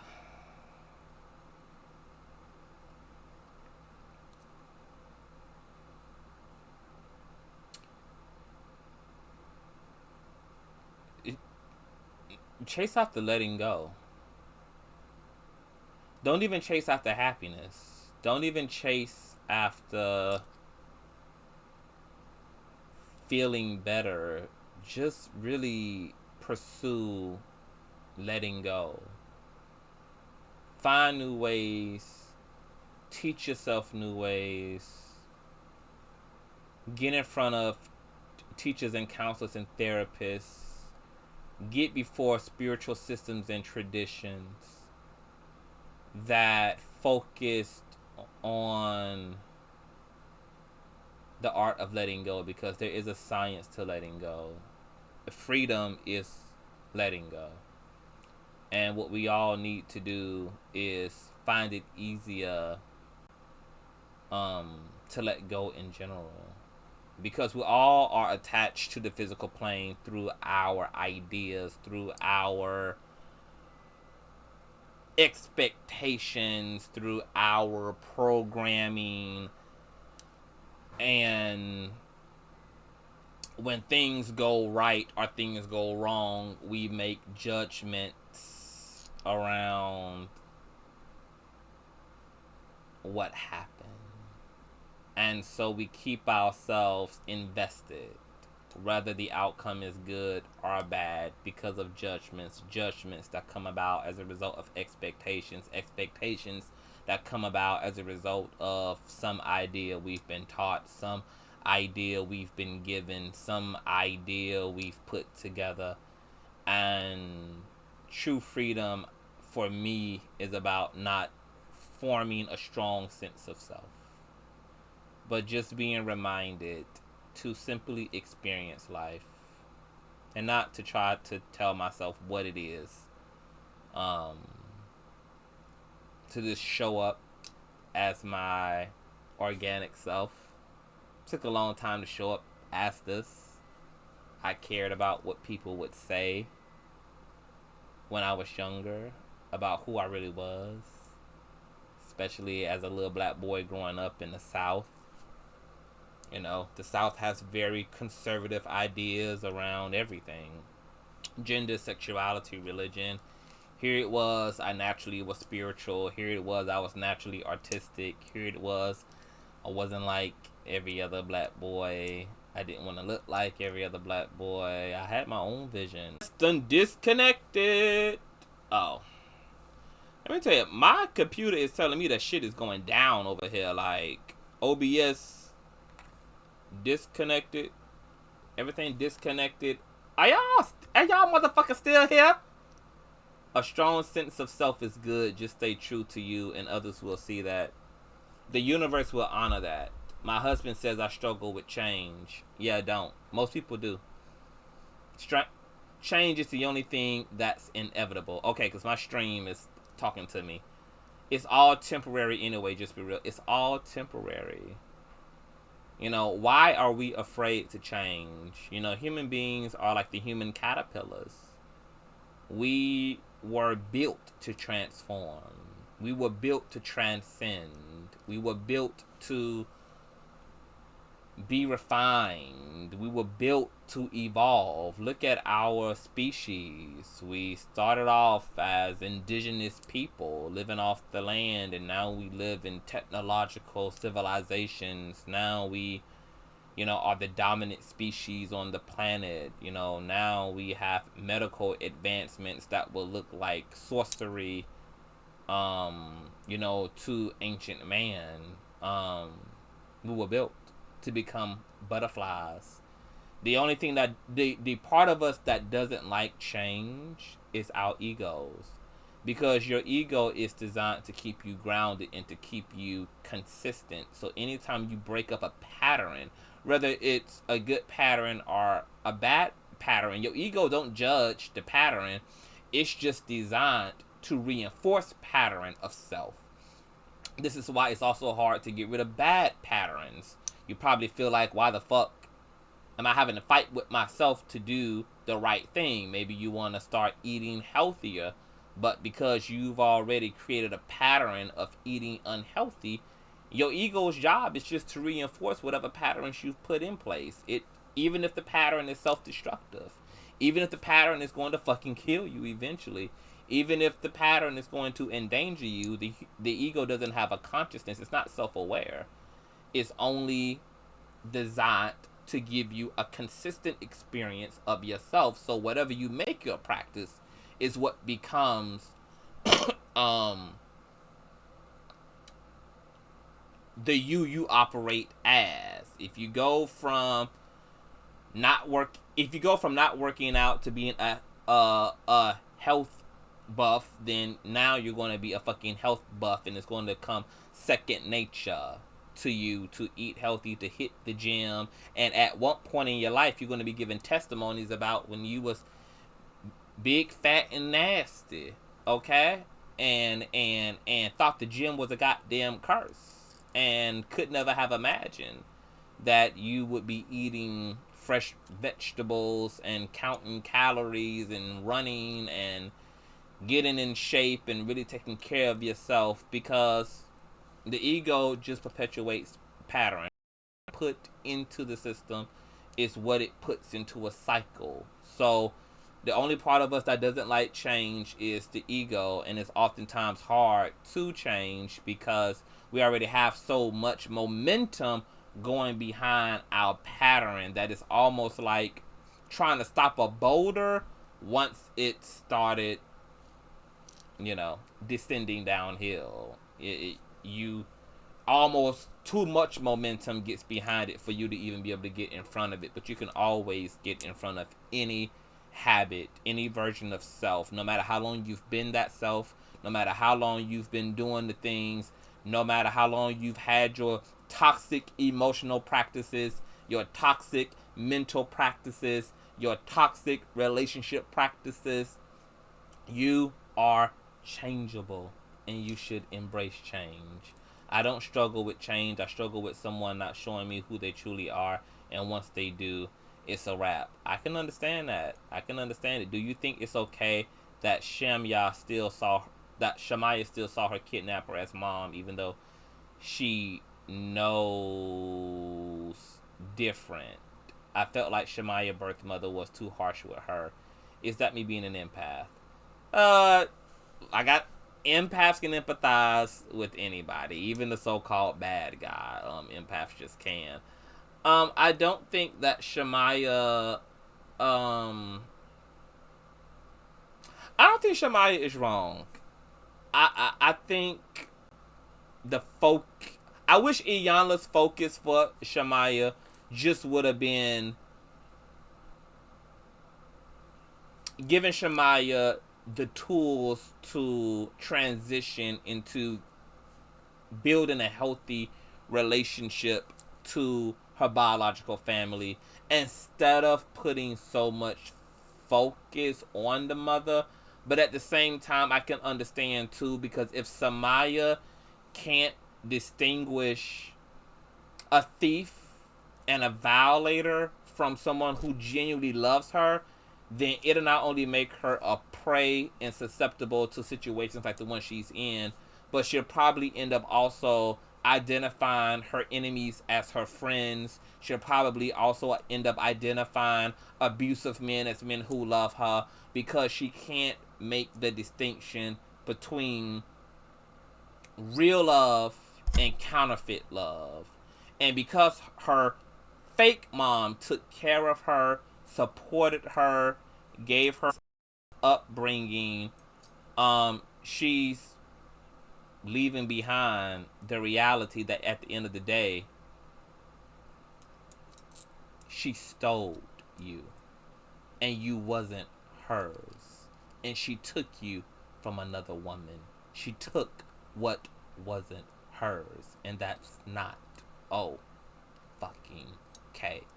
And if you can't understand how not okay that is, how much more are you going to leave room in your life? How much more is this consciousness you're walking around in going to make excuses for other manipulators and liars to come into your life and take advantage of you, if you can't even understand the abuser that did come into your life and take full-on advantage of you? Stockholm Syndrome.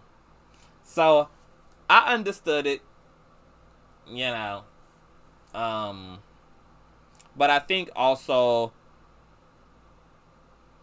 Shamaya is also doing what I was just telling y'all to do earlier, whereas in you get to recognize somebody is wrong, where the fuck they wrong at, but you also don't have to tell yourself every horrible thing about your experience with someone who you ultimately know it's not good for you. So at the same time, I can appreciate Samaya retaining a lot of what was good for her in the experience, because I just think that, look, at the end of the day, what's good is good. Where you were happy at, you were happy at, regardless of circumstances, situations. When shit was good, as we all saying about our toxic relationships, there's been people in this chat who have said, look, when shit was good, it was good. Now there's a reason why you're still saying, are able to say stuff was good, because the truth is, what was good was fucking good, irregardless. Fucking regardless. And so Shamaya is just doing that in the context of her kidnapper. Where it was good, it was good. But Shamaya should have also been able to equally recognize the toxicity too. You know, and we can't negate one for the other. What I like about Iyana's approach, because she does this in a lot of other episodes with her clients, is she encourages people to tell the truth about other people, about their experience, while also honoring the person who they love. So if she comes across somebody who maybe needs to say some things to a parent who they really love, but there's some things that that parent has done that's fucked up. There's some things that that husband have done that's fucked up, and you love your husband and you respect your husband, and you know there are things that have hurt you, things that bother you, that you might feel uncomfortable saying because you don't want it to take away from your sentiment of that person.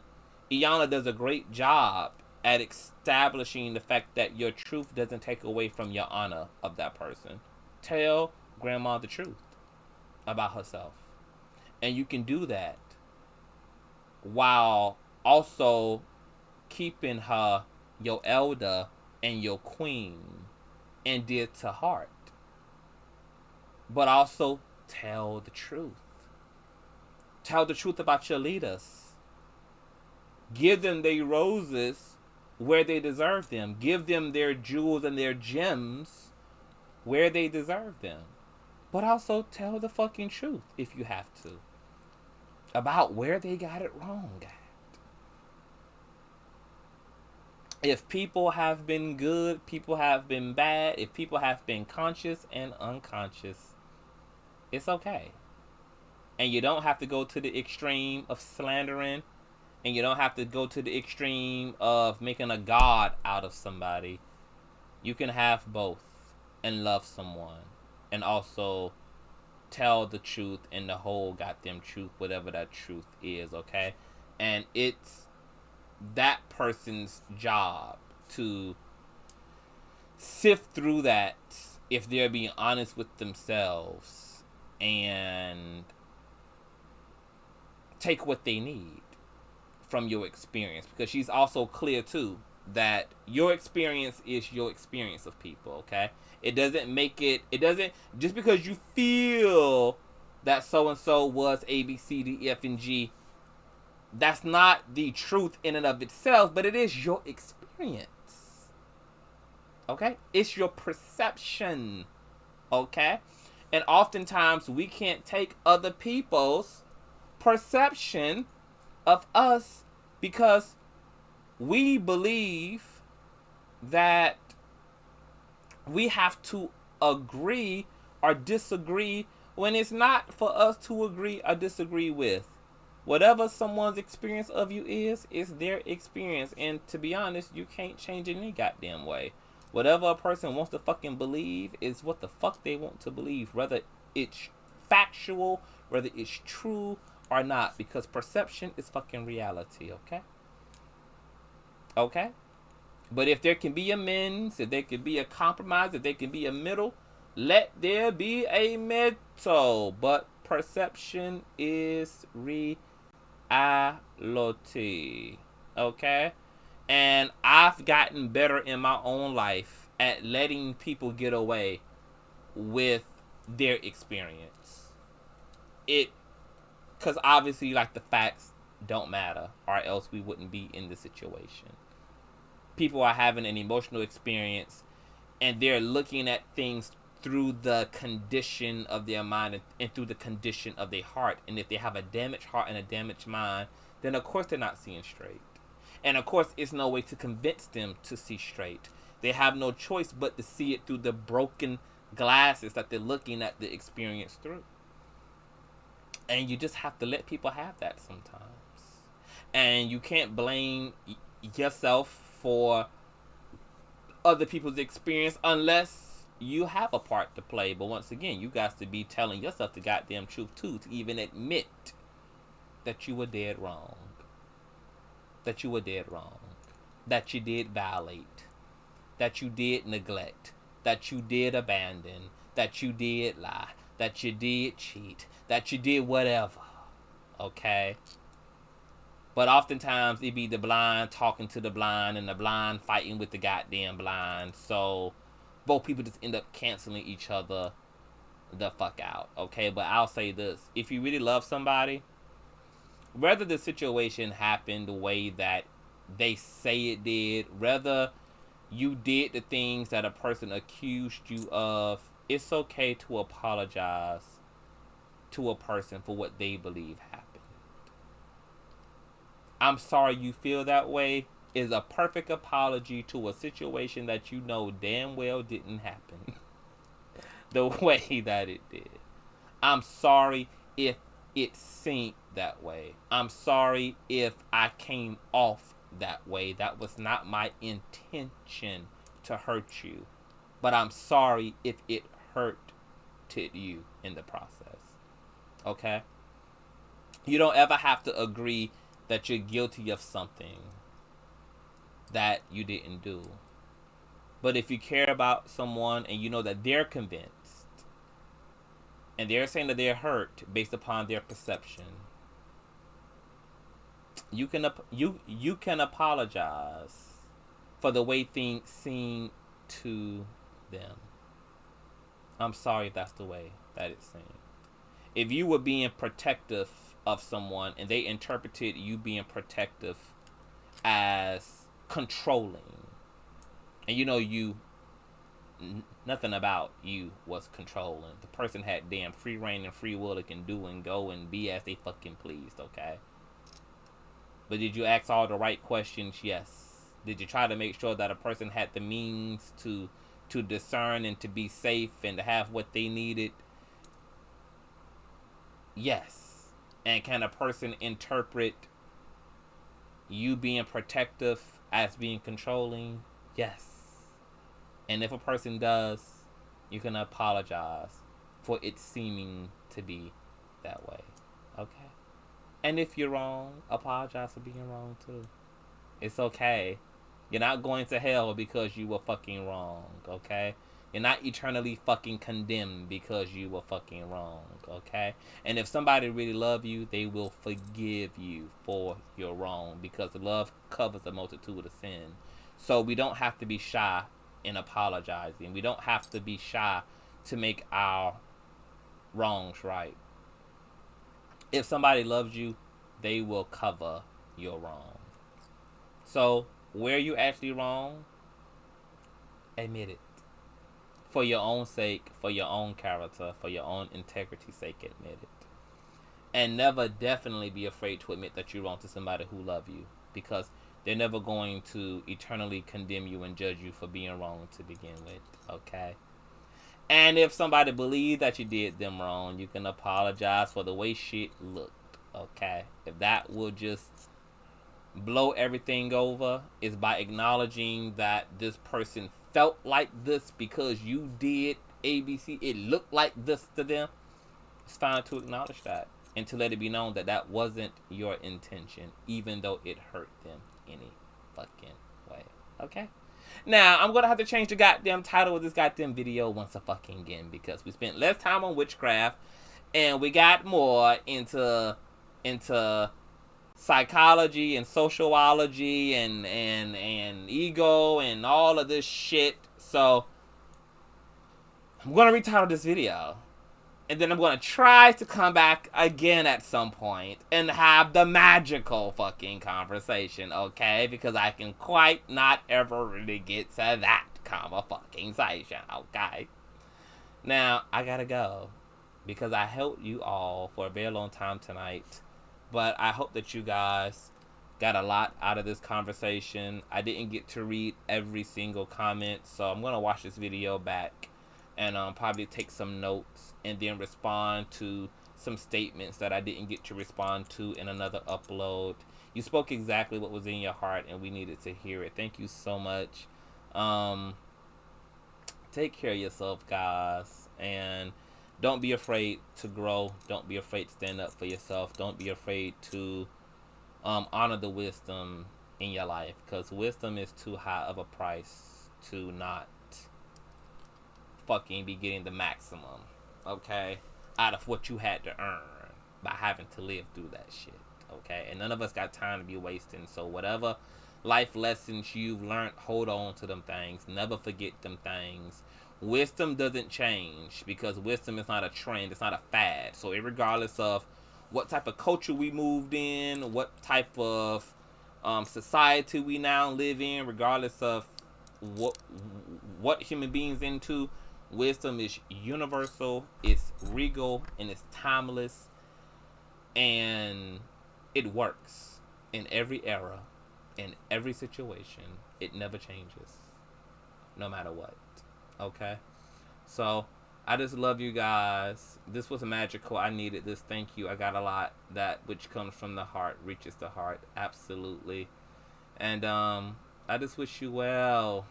You know, make sure you guys share these videos out and subscribe to the Patreon. Thumbs up this video. You know, and we all in this together, people. We all in this together. You're not alone.